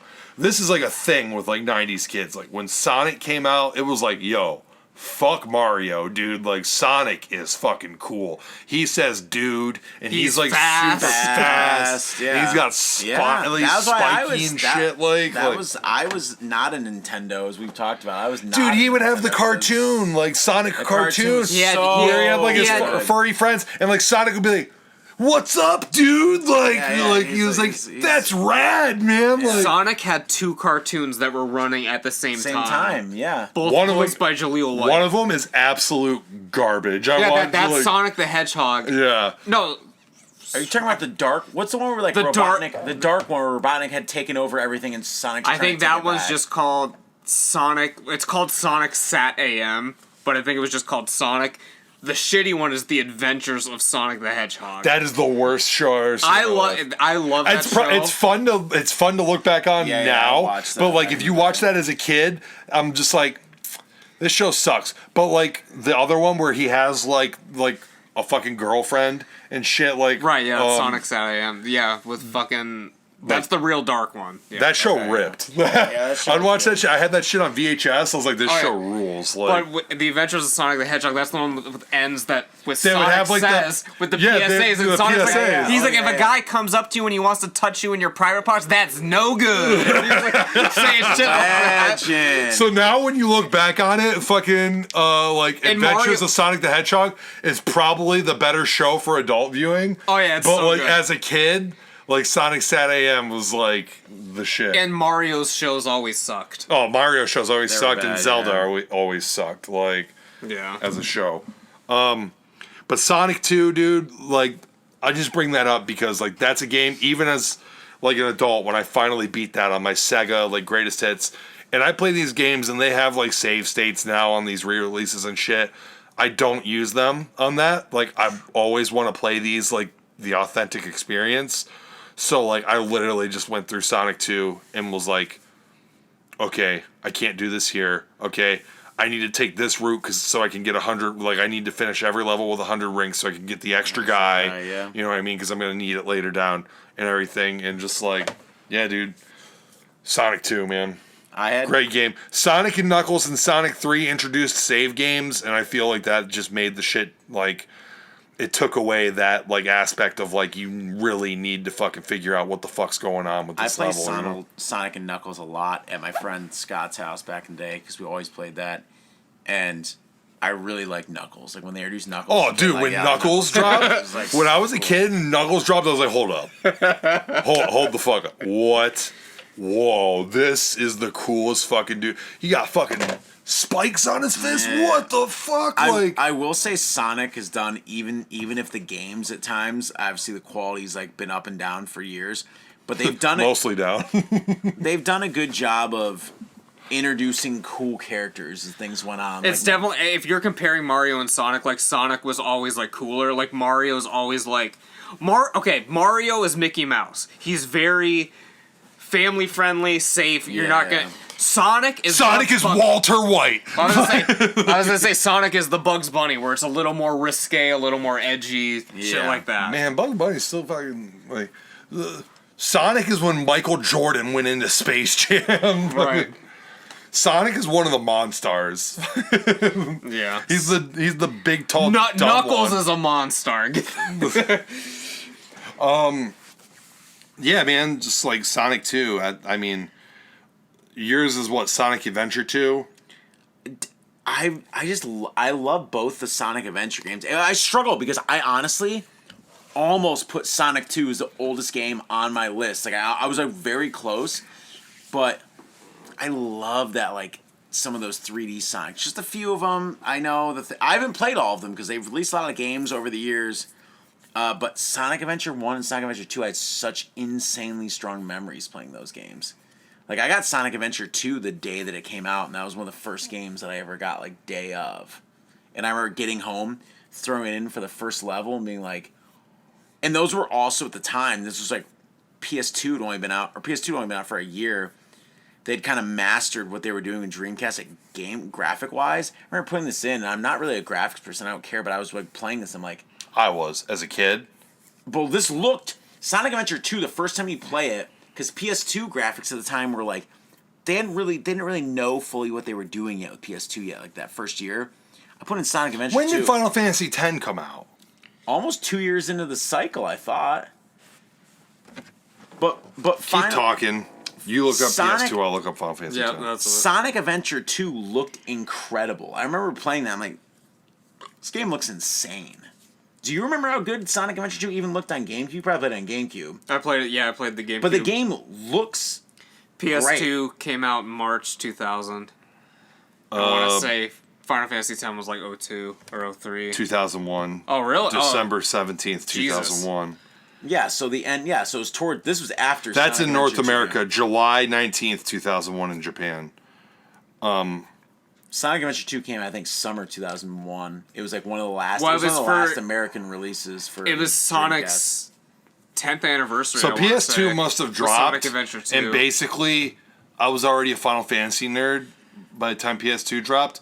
So like, I didn't really want a PS2 until Final Fantasy X came out, and then when I saw Final Fantasy X, I was like, This is the best thing I've ever seen in my life. I'm like, there's nothing I need more in the world. Not a blowjob, not anything. I need a fucking PlayStation 2. Like, I'd be like, mother, I fucking will do like I will fucking like paint the entire house. I will fucking sell my organs. I need a PlayStation 2. To this day, is probably the greatest console of all time. I like that era. I like that era. I'll even include Dreamcast in that, but like the PlayStation 2 Dreamcast era, there was still a bunch of games that were taking a ton of risks, and I like GameCube. I was gonna Xbox. say, And GameCube, please yeah, throw X- GameCube in there. I was gonna throw Xbox. I was gonna throw that whole like probably like 1999 to 2003, 4. There were so many wild games coming out that were so fun. Even if See, I don't even really count Dreamcast in that generation because it came out like a year before. And no one didn't- had it besides you. You're the only No, person I've people ever had No, it. With people for the had. first year, Dreamcast was hype. Yeah. Like, for the first year. Then PlayStation 2 dropped, and literally not a single Dreamcast was ever sold again. See, I didn't know anyone.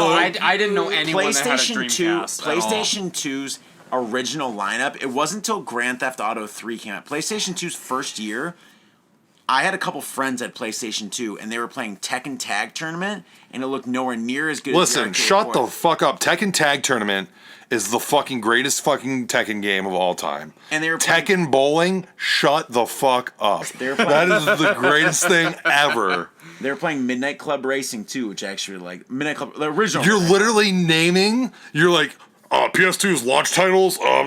You're literally naming like some of the greatest games ever. You're like Midnight Club Racing. I was like, Cat. Literally, when Midnight Club came out, it was like the fucking hypest thing of all time. But like, I don't even play street racing games. But people were like, Cat, Midnight Club, dude. It's a Like fun game. fucking Midnight. When Midnight Club 2 came out, everyone was like, great. this is literally the greatest game I've ever played. But that was when PS2 was on its like I remember- steamroll, like everything was like I was never like the only racing games I ever liked was like Mario Kart, Diddy Kong Racing, F-Zero X, and Cruisin' USA. Cruisin' USA. Cruisin', Oh my God. Cruisin' USA is fucking goated. Like that game is like, like it was so fucking good. What about Outrun? Is No, I didn't anyone play ever that Outrun? shit. What the I've fuck? never played it. no. Sega Outrun? You ever played My friend Outrun? used to play Road Rash all the time. You ever played Outrun? With the Are you insane? Stop! I just said fucking Cruisin' fucking USA, and you're like Outrun. That was a huge Everyone that listens to this arcade game. podcast just unsubscribed when you said that. Outrun was a huge arcade game. Then when they're in the Ferrari and you're trying to beat the fucking, it was a huge. Stop this. We're talking about fucking the adults are talking, Miles. Fucking Cruisin' USA. Cruisin' fucking USA and Cruisin' World. Outrun? Stop it. Outrun. was Cruisin' World, bro. Let's call Shane Ellis right now and see what he has to say about Cruisin' World. okay. Because he'll be Neither like of you guys play he'll be Outrun like this. He'll be because like you're this. not Sega fans. Cruisin' World is like Shane Ellis's like top 5 games of all time. Like I can't believe neither of you guys played Outrun ever. because we were too busy fucking playing real racing games like fucking Outrun- Diddy Kong Racing. Outrun came out before all of the games that you mentioned. Okay, I didn't play racing games before Mario Kart came out. Are you high on meth? The hell? Jesus Christ. When racing games got good and I started playing them, like Outrun was great. Mario Kart and Diddy Kong Racing came out. Actually, even before those came out, like F-Zero X, I was like, Cat, you mean to tell me these cars are going this fast and I'm launching off these fucking ramps and like I'm just laughing at how close Jarrod is to the mic. And how I'm just trying to not have get like reconstructive back surgery tomorrow, so I need some sort of like lumbar support. Some of the old school Sega fans that probably watch, someone will, Outrun and Hang On were super fun Sega races. What do we? the fuck is Hang On? They're literally huge fucking games. Do you guys not know this shit? Geneva on the Lake. That giant motorcycle you'd get on. That was Hang On. Okay, I know what you're talking about now. You know what? By the time I played that game, I didn't even look at the title. I was just like, I was gonna say, I was just like, look, there's the motorcycle. Look, there's the motorcycle game. Even as an adult, I'm just like, by the time that I played shit like that, I'm like, there's so many of games like that out that I'm just like, oh, there's the motorcycle game. Right. That's how I never paid attention to the titles of them. These were like the OG fucking ones. Dude. Okay, I didn't play that one. I played F-Zero X. I'm talking about going to the arcade. Like those were arcade. What was the? I just thought about this because you said "Hang On" and it instantly made me think. NBA Hang Time. No, what was the? Incredible game. That should be on my list. That's an honorable mention for sure. Damn, Brian Reeves is looking down at you right now in despair. What was the name of that fucking jet ski fucking game for N64? Wave Runner. No. Yes, dude, Wave Runner. It's Wave Runner. Bro. Yeah. Fucking Wave Runner. Right, that game fucking rips, dude. That game shreds. One of the best arcade experiences. Like the fucking dolphins would come up out of the water. Yeah. Oh, fuck. Great arcade experience. And the first console version was on Dreamcast, right? Count. Hydro Thunder. How fun was Hydro Thunder? I used to play that at the movie theater. Hydro Thunder was so fun. With the boost and you keep... Like, I don't know. Oh, yeah. Wave Race. I'm sorry, Wave Race. That's what I almost said. It was Wave Race. Wave Race 64, yeah. I was going to say, it's Wave Race, isn't it? But I was like, no, it's Wave Runner. There was a Wave Runner game. Wave Race 64. I remember, like, listen, I want to hear the song because I know that the song slaps and I just don't. All right. We're going to break kayfabe right on this. I'm going to pee while Jared's pulling up this song right on this. Don't edit this out, buddy. No, there's no editing involved in any of this. I mean, this is going to be like copyright strike on us right here, but. Just talk over it and then won't. It's just our background music. Oh, it's a banger, dude. Oh! I see a banger in the play next down there. Oh, whatever it is, guaranteed banger.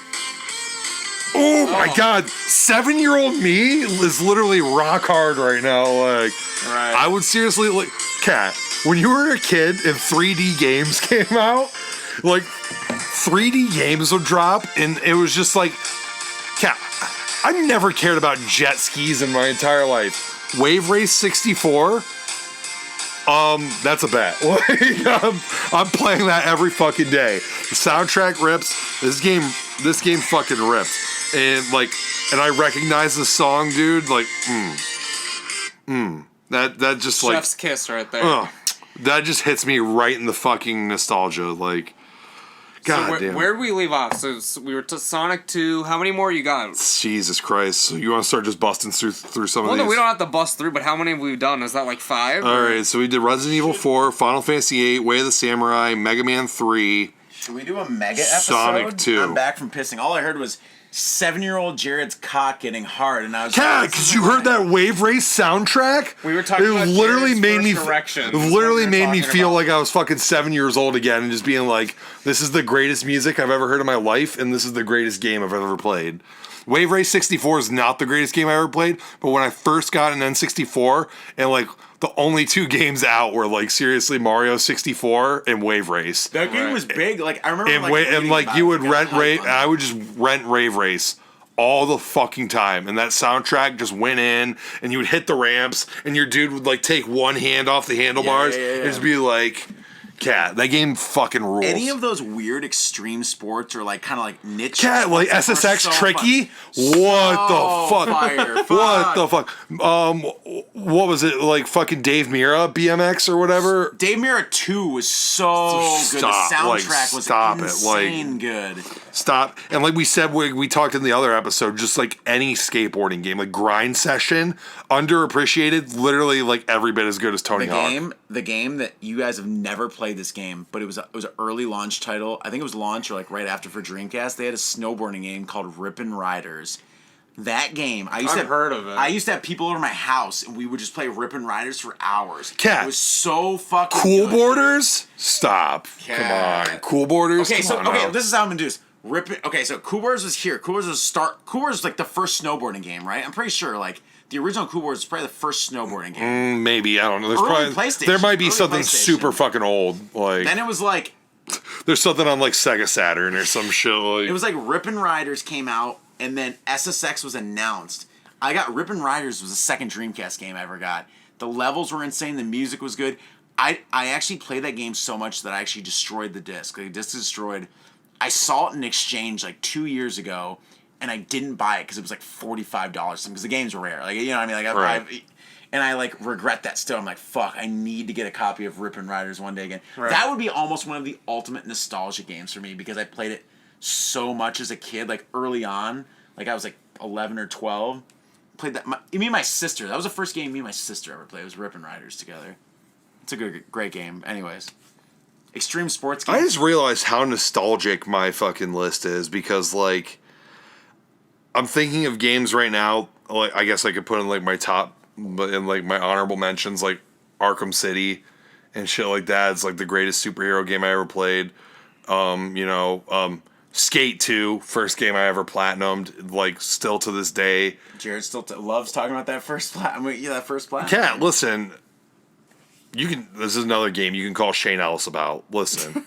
I know you guys played the fuck out of this. It was almost more fun to just get together and have spot battles in Skate 2 than it actually was to go skateboarding. Like, dude, we would go to Steve Cray and Chris Van Gorder's apartment in Geneva on the Lake. I'd literally just every time we would go there, we would skate all day, go there, they would all get drunk. I would literally bring my whole ass PlayStation 2 there, or PlayStation 3 there, with Skate 2 in it, and like 2 controllers, and like it's just like we would just take turns having spot battles, like so. Whatever. All right. Should we? All right. Let's bust through some of these. Why are you looking at me like that? What I'm happened? looking. I was like. He's looking at the time. Who is me? Listen, all right. I'll just say that. I'll just say this one right now. We can't cut it short. I still have more to say. More on my list. I know I didn't know if should we do a mega episode next week and do Buddy's top 10 and your top 5 because I feel like I wish I would have went into detail. That's too weird. I don't know. Well, the format. The format last week was hard because I didn't talk into detail about almost any of my top 10 games. Well, you want to do a rerun, a remake of your episode? No. We'll give you another episode at the end where you can just talk about them. We'll just say you're jack off to it. Like, well, me and you will just go outside and talk about high school. We'll set the microphone up and Miles can talk about Deadly Premonition. God, Deadly Premonition, bro. Fuck. Hey. The one scene where the guy's dick is a chainsaw. Fuck. Honestly, if there was a game that there was a dick that was a chainsaw, it would be Deadly Premonition. Time Splitters Future Perfect. I don't need to go in depth with this. I talked about it last week when you brought up Time Splitters too. I love it. It's probably my favorite shooter that I've ever played. I even love Time Splitters 1. Did you ever play Time Splitters 1? It was so different than 2 and... I think I might have played it one time and I was... That was a launch title. I think that was a PS2 launch title, was Time Splitters. You're not doing yourself any... Sounds to me like PS2 had the hardest fucking launch of all time. No, because... Look up the PS2 launch titles. I want to see, like, if it's, like, all-time great launch fucking... Dreamcast... when it came off the bat, had some insane launch titles. Like, purposely. Like, Sega didn't want to fuck up like it did with Saturn, so it put out a bunch of shit. A game for PS2. Dragon Ball Z Budokai. I was almost surprised to see that. Damn, fucking PS2 had a lot of launch titles. Yeah, it had a ton when it came out. Time Splitters, X Squats, Unreal Tournament. Go. Unreal Tournaments are in Dreamcast at that point, though. Smuggler's Run, Ridge Racer 5, Silent Scope, Ready to Rumble Boxing Round 2. Ready to Rumble first hockey. One's on There's Dreamcast. so much shit. Like, there's too much to even go through. A lot of sports games. Cat, Ridge Racer? Like, stop. People fucking love that shit. Yeah. I know, but it wasn't as big of, like... For me, a lot of the titles, obviously, like, I just didn't think there was, like... It's not like fucking PS5 is like, alright, new Spider-Man, or fucking Nintendo, a new Mario game, or whatever. Like, there was no, like... They should have came out with like a new Spyro or some shit. If I remember right, though, they dropped like all those games right off the bat, and then there was like that year until fucking Grand Theft Auto 3 came out. Nothing. Cat, they were probably releasing games left and right, but you're too busy sucking off Dreamcast to even know this. I was reading Game Pro. No, because I always planned to get a PS2. I'm about to look up the PlayStation 2 release schedule, and it's about to be like every day, zing, zing, zing, zing. Like, no, because I had friends at PS2, and they're like, I don't even know what to play right now. Because there's so many fucking games. That's what the problem was. No, like, you literally just said the there's launch. too many options. The launch title was like 100 games. They're like, yeah, I could seriously play this catalog for the next 3 years and still not even be ready. Like, all right. Dragon Ball Z Budokai. It is interesting to me. I guess this was just straight, like, more of like a game that just played a big part in my, like, gaming growing up. Dragon Ball Z Budokai was like the first, like, released, like Dragon Ball Z game in the West that was, like, actually fucking playable. Right. Like, before this, they Don't did... tell Dan Lacey that. He loved fucking Final Bout and Ultimate Battle 22. Or Those games are... Listen, Dragon Ball GT Final Bout, I wanted to play that game so bad. Like, that game was, like, mythical, like, growing up. Like, you would see it in, like, the Game Informers and shit, and you would know... Because it dropped in America before the series even, like, started on Toonami. Dan Lacey got his PS. It just dropped as like... But it dropped... There was a very limited Western release in '96 when that game came out. I think because they just than that. No, it was like '96 because in '97 is like when like late '96 and like early '97 Was when the first- is when Dragon Ball Z started Oh, showing no, on I Toonami. remember. This dropped before Toonami Dragon Ball because the first Western release of Dragon Ball GT Final Bout had completely different voice actors than the ocean dub. Than the ocean dub of Dragon Ball Z. I'm looking it up because I'm. Vegeta's English voice actor February was like 1997. I'm the Prince of all Saiyans. Like it was like some like dumb shit and like because that shit dropped like they didn't even know that it was going to be like. They did have that. Remember we were talking last week how they There had was one for like Sega Saturn. Yeah, it was like right. what Dragon Ball Z Legends or something No, like that. it's like this long ass fucking like title. I've never even heard of this game to be honest. And usually I'm good on that shit, but I remember that's the game I remember seeing like in a fucking like Electronic Gaming Monthly like as a kid. I'd be like, I wonder what this is, but like. Oh, they called it the American thing was Dragon Ball Z: The Legend. Yeah, so that I was like close. The American title. You were close. So, like, Dragon Ball GT Final Bout came out then, and so it was, like, super fucking rare by the time Dragon Ball Z was on TV, and, like, everyone fucking wanted to play it, and they got, mod discs to get it, like, imported and shit like that, and then you would play it, and then, like, before Budokai came out, people would, like, pretend like it was good. Like, because it was the only, it was, like, the only Dragon Ball Z that you had. Like, Ultimate Battle 22, the first time I played Ultimate Battle 22, I was like, pretty good, man. This is pretty good. And then, like, what was Dragon Ball Z Budokai came out? It was like, holy shit. You can actually play this? Like, wait a minute. Third PlayStation Dragon Ball game, because Dan had that too. There were Wait a minute. The disparity between you actually punching and pressing the button isn't like an entire 5 seconds. Right. What? Like, Dragon Ball Z Budokai was the first playable Dragon Ball Z game released in the West, and I played the fucking shit out of that game. Got zingers off there. The Dreamcast released things. Hey. Soul Calibur, Sonic Adventure, Ready Rumble Boxing, Hydro Thunder, NFL 2K, the first 2K, NFL Blitz 2000, House of the Dead 2. Fucking PS2 was better than Dreamcast. Stop. Dreamcast literally bankrupted Sega. This is historical fact. Shenmue It's funny. One of my favorite video games of all time is the reason Sega's bankrupt, because they sent $60 million. It was the most expensive game of all time at that point. $60 million to make a game back in 1999. And it didn't even make your top 10.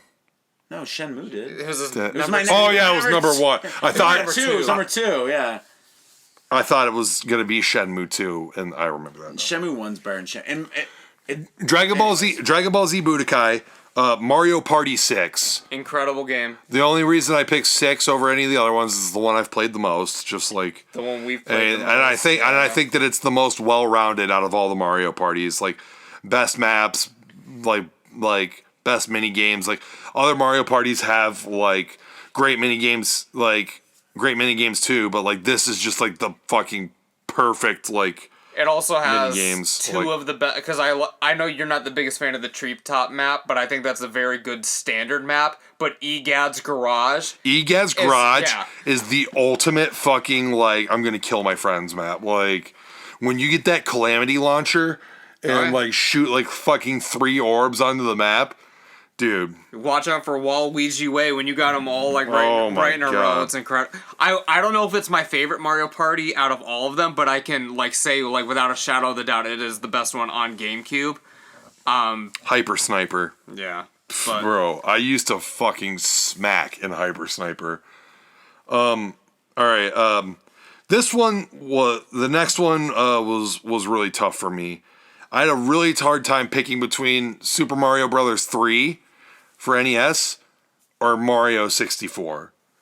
Like Super Mario Brothers 3 I like grew up on. It was just like Mega Man 3. I don't know why like number 3's on that, but I think for original run Mario games, like Super Mario 3 was like legitimately just like head and shoulders above like the first two. Like, so right, yeah. It was notably better. And so, but you could argue, I mean, 64 brought it into the next dimension, literally. Super Mario 64 to me still plays like fucking godly. Like, they brought Mario to 3D and fucking just sniped it first. Like, they were like, boom, like this game fucking just like rips. Like, you could pick that game up today in like 2021, and a lot of people like complain about like how games have aged and stuff like that. Listen, only thing that's aged in Mario 64 is the graphics. Like, right, that game is like fucking was polished. Like the camera can be a little wonky at times. Oh, fuck that. Like, listen, you keep that shit behind you, you're good to go. Well, if you know what you're doing, yeah. But I can understand like modern audiences being a little, the controls are still there. It's just graphically, it's like. I don't know. I love that game. Like, I remember. Which one are you going with? I'm Mario 64. Okay. Mario 64 on my list. I just remember playing N64 for the first time, putting in Mario 64, and literally just being like, holy shit. Can I give a little spoiler alert? I had Mario 64 on my list up until the last minute. It got bumped. For another Mario game? Well, yeah, one per franchise. But I'll leave it a mystery which one it is. I feel like you're not a Super Mario World guy. That's my favorite 2D Mario, for sure. See, but I won't say whether or not it was that but one. yeah, but like if you picked a 3D Mario, I just like listen, I've played like Galaxy and like Sunshine and stuff. But I would play them, and like, I was just like, "Cat, these games are not as good as Mario 64 to me." I would just like play them and just be like, "This just doesn't hit like Mario 64." I mean, Mario 64 hits different. Like, it's literally just like a Mario game in 3D, whereas all the other ones just have like some weird fucking gimmick to them. There's like, you got the spray pack, right? Yeah, they spray all have pack on your back. I played Sunshine. I'm a Sega fan. We all know this. Like, if there's anyone, these guys are Nintendo guys. No, I'm Sony. Well, like, you're a Sony. I'm Sony fucking. But still, you guys grew fanboy, up more in Nintendo. Where like I was Genesis at my friend's house, like Sonic all the way. I never played. I played a Mario game probably 2 times. Like, I mean, literally 2. Why couldn't I be? But when I was growing up, I wasn't like, dude, Nintendo. When I was growing up, I was like, Sega Genesis is the greatest console of all time. The console wars in the 90s had to be like there was that, they made documentaries about like that Mario versus fucking Sonic. Well, Genesis fucking pimp smacked Super Nintendo, right? Yeah, Genesis made a lot of fucking money for a long time. Like, I remember like Super Nintendo was not even a fucking option for me growing up. I was like, it is Sega fucking Genesis. That one is black and it looks cool. Genesis does what Nintendo don't, bro. Like, and Mortal Kombat was first released in Genesis, right? That was and Mortal Kombat was simultaneous, but Mortal Kombat for Super Nintendo was censored. That's right. They That's took what the it was. blood Yeah, out of yeah, it. yeah. In Sega Genesis, all the blood was still intact. And so it was like, yeah, you play Mortal Kombat Super Nintendo, It's like, nice try. coward. Like, dude, yeah. Mario 64, amazing. I think that's Then you got your big one. everything.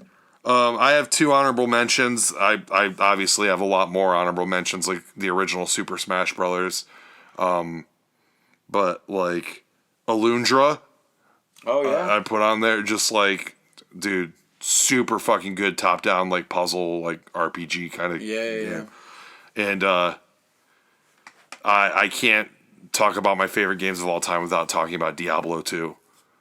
I didn't realize you were that big of a Diablo. Dude. I looked at your list as we were talking, and I was like, Diablo 2? It's not in my top 10, but like, dude, in high school, Diablo 2 was that shit. Like, you get on there and like, yeah, I fucking was addicted to Diablo 2. There's like not much else to say about it. Like, you'd make like the fucking like the game server or whatever. They'd be like, you're trying to trade for like your full set. You know what I mean? Like, I would always be like, oh, full sig for Trang. You know what I mean? Like, doing shit like that, going to do like the cow level or whatever, where you're like fucking like fighting like the cows that drop like the best loot in the game. Like, I never played that much Diablo, like at all. mad cow level. Honestly. But like something that's not similar, but I consider it slightly similar. Do you guys play Gauntlet Legends? Like any of the Gauntlet games? Gauntlet Legends? I've played in arcade before. Gauntlet Legends in arcade, if you can get 4 people, because you could do 4 player, like 4 separate things.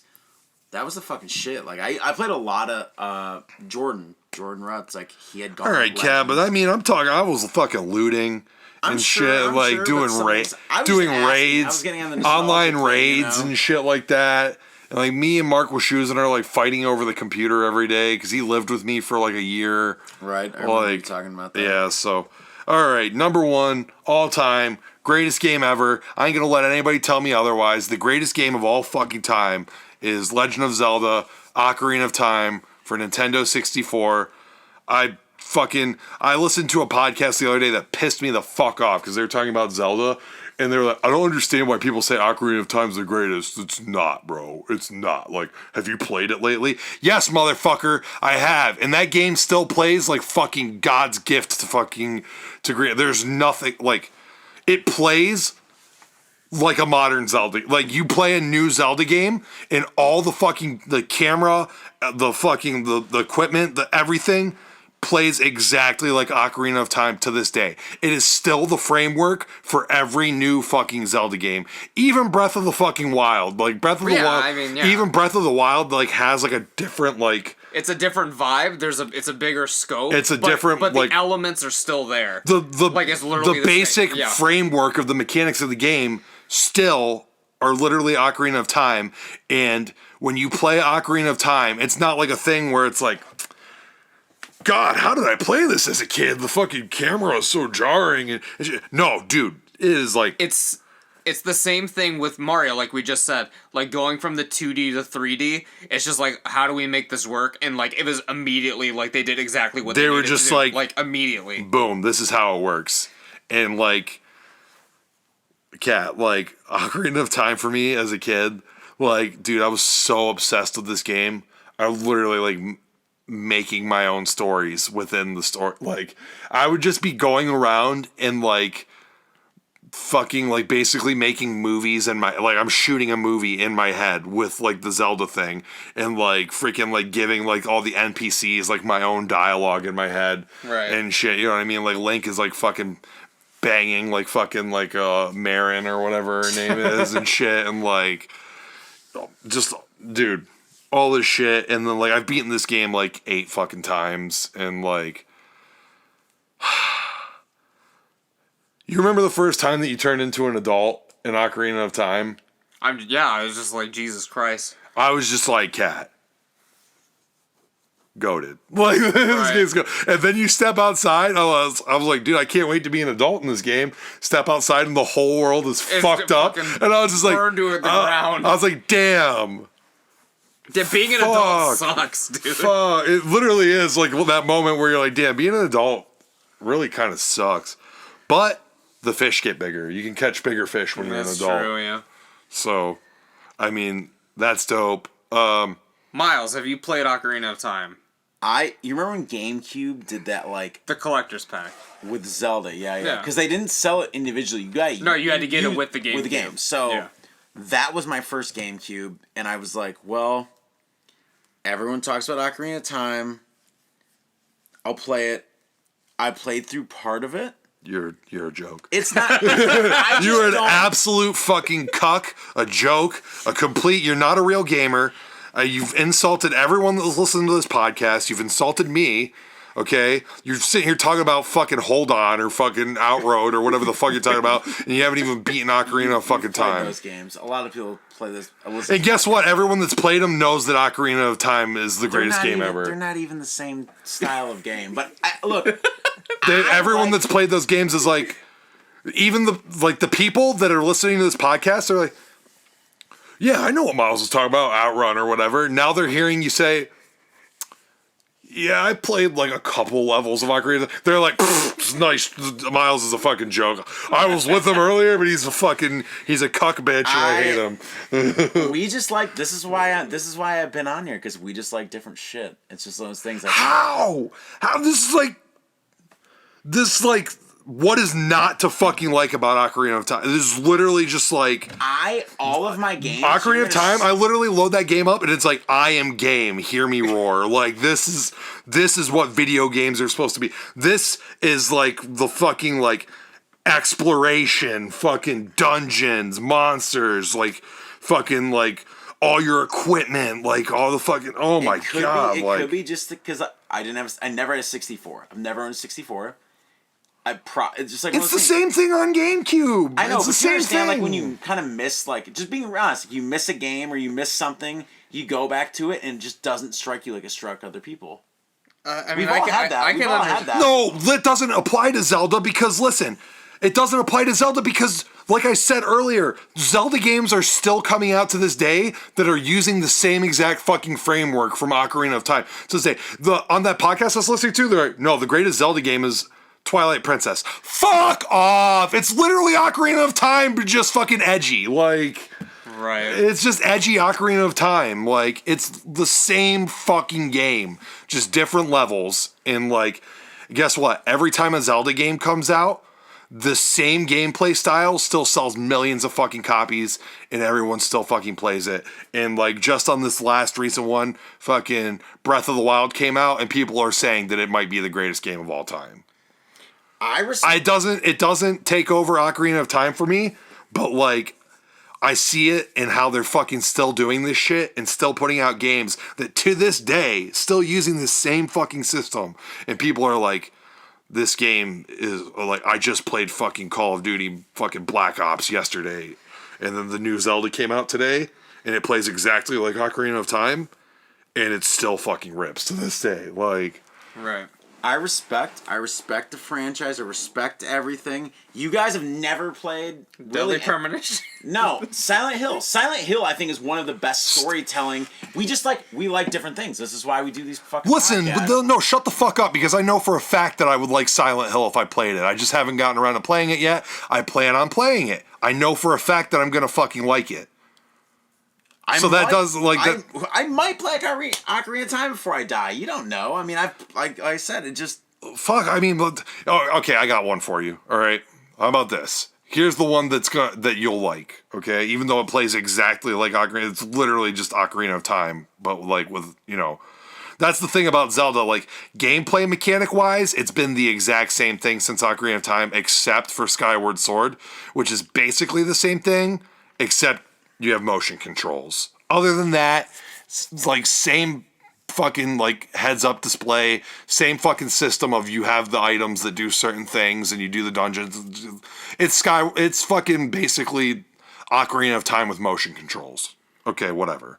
And guess what? The motion controls, everyone fucking hates them and they want to just play it like Ocarina of Time again. Right. And that's why Skyward Sword is like the lowest rated 3D Zelda game. The one that frustrates everybody that Miles would fucking love is goddamn Majora's Mask. I mean, you fucking play with Majora's Mask and be like, holy shit, you have to be here at this certain time on this fucking day to get this certain fucking mask, and you have to fucking like do this, this, and this to get this specific event to happen at this time. Like you would probably be like, yeah, this rules. Even though mechanically, it's the exact fucking same thing as Ocarina of Time. It's just one of those series that I just never... Why did Majora's Mask need an expansion pack? Like, graphically, it's the same exact... Like, the graphics weren't any better. It's a much smaller game as well. I don't know why that needed the expansion pack. I know they started the expansion pack with Donkey Kong 64, but... I don't know what, maybe it was just like the time skip aspect of it, like always doing this and that, maybe, or the scheduling. I'm not sure why. Maybe just like the amount of... said why. I used to know why. I didn't even play that game. I'm just assuming because in Majora's Mask, there's so many different ways that you can approach events that maybe just like the programming for like... You know what I mean? Like, you have to be here at this certain time. Like, they've programmed it's so many, like, events to take place over the course of 3 days that you have to interact with. Yeah. And, like, go through and, like, just, like, the loops and shit in that game that, like, maybe that... There's just so much data packed into, like... It is a smaller world. But it's much more complex. And, like, I guess... I mean, we'll talk about it in my episode, but, like... Spoiler alert, Buddies is Majora's Mask. I think Buddy's everyone been the knew king of spoilers. I've done podcasts with him. By the way, no episode next week. We know Buddy's top 10 already. Like, yeah, pretty much. But I don't know, because like after you like beat a certain part, like the map will change. Like it'll be like a whole different like season of the year and shit like that. So like I feel like maybe they had a much more information into the game, even though the map and the size of the game itself is smaller. I don't think games have really done that yet. Like at that point, like where you said, really, something switches completely, or like some of those things. Or that there's like, a ton of like maybe PC. It's really like kind of like I'm getting into programming, but like when I look at it, I really think of like programming and like if and for loops and shit like that, and like stuff that just like happens for this, like you have this condition, this event loops and loops and loops until you fulfill this condition, and then the program moves on to like the next thing and shit like that. I don't know how many games were actually doing shit like that, where it was like you could fucking reset it and interact with things in certain orders and stuff like that. It really is like Way of the Samurai before Way of the Samurai. Well, it's like, you know, like basically like a whole console generation ahead of Way of the Samurai. Even though Way of the Samurai, you couldn't like manipulate time and actually do it. But basically, you can't really do it in Majora's Mask either. It's basically, can you select what point in time you go back to? I can't remember. I mean, we could talk about it next week. But well, just tell me. Do you remember if like if you play the Song of Time, can you choose to go back to like day 2, or do you have to go back to day 1? With the Song of Time, it's always right back to the beginning. Okay, but there's other ways to travel time that I'm not remembering. You can move forward in time. Oh, because you could play like the Song of the Sun and like fucking like and just move to night and then move back to day to get to day 2 quickly. Okay, I understand. Yeah. You can do that in Ghost of Tsushima as well, but not for night and day. But like if it's storming out, you can play your flute and it like changes the weather and makes it fucking nice out again. Gotcha. So like, yeah, Majora's Mask, I mean, is up there with it for like. If I did a real top 10 that wasn't one per franchise, I'd probably have like 3 or 4 fucking Zeldas on my list. The franchise shit, even if I was going to do a top 10 and I was unlimited franchise, I think Resident Evil, Shenmue 2 might make the top 10, but Resident Evil 2 and 4 would have. Those are two of, I think, the greatest third-person games and greatest games of all time. So, still, I'm going to say it probably on all 3 weeks of this podcast, Resident Evil 4 is a fucking GOAT game. It's Resident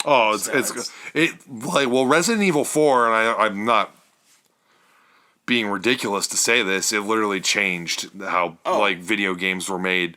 Like how many Resident Evil 4 clones were made after Resident Evil 4, and they're still being made to this day. Like it literally that third person over the shoulder shooter that started in Resident Evil 4. Your fucking Gears of War that everybody fucking loves now, like that was Resident Evil 4 first. Like, that game came out, and it just changed, like, third-person, like, shooters, and, like... Yeah. Third-person shooters before that was, like, GTA. Yeah. And if you've played fucking GTA 3 and seen the third-person shooting in that, it fucking sucks. By the way... I love GTA 3. I'm going to throw that out there. But anyway. It's a great game, but, like, check this out. What's the shooting system in GTA 5 now? Third person over the shoulder, just like fucking Resident Evil 4. I wanted to play GTA 5. I haven't played it. It's third person over the shoulder. Okay. The only difference is that, like, when you're not, like, weaponed and aiming over the shoulder, like, camera zooms out, and then you get, like, the full third person, like, right. GTA. But once you draw your weapon, it's, like, tight in, over the shoulder, like... It's just a great combat system. It works fucking it's awesome. Yeah, it's perfect. Yeah, it's great. And even, I think to an extent, even Resident Evil 4 does that. Because, like... Yeah, it kind of... It, like, pans in, like, when you, pull your weapon out. And it goes, like, it tightens in over the shoulder. Yeah, for sure. I think all of the Resident Evils after that point really did... until obviously, like, until 4, 5, 7. and 6. Until 7. Right. Well, we're under a week away from Village as we're winding this down. Next week when we do yours, buddy, are we all playing Village this week? No. On Friday? Not you? No, I'm gonna beat Ghost of Tsushima first. Okay. Well, we might have to push our review of Resident Evil the week after. That's fine, because we'll I probably won't beat it next week. Well, I don't know, maybe. And we got to figure out when we're recording, because our normal recording is also on Mother's Day, so I don't know what everyone has planned. My mom is going to be in Michigan with her mother on Mother's Day, so I have been out. Okay, well, we'll figure it My out. mom and I don't ever talk to each other, so I could literally just go throw flowers at her and be like, Happy Mother's Day, and I would be good. Well, we'll figure it out. But either way, anything else to say about your list or Ocarina of Time? No, or... I fucking stretched this out for long enough. Play Wave Racer 64 because the soundtrack fucking smacky, like... And, yeah. Fucking Ocarina of Time's the greatest game of all time. Period. Alright, well, that's about it for this time, guys. Make sure you're subscribing, clicking that bell. What was your number one, Miles? Resident Evil 2. Resident Evil 2. I love Resident Evil 2. Ocarina of Time shits on Resident Evil 2. Always with the last word right here. Yeah. I'll catch your ass down the road. Bye. Miles probably got stuck on the water temple like a fucking noob.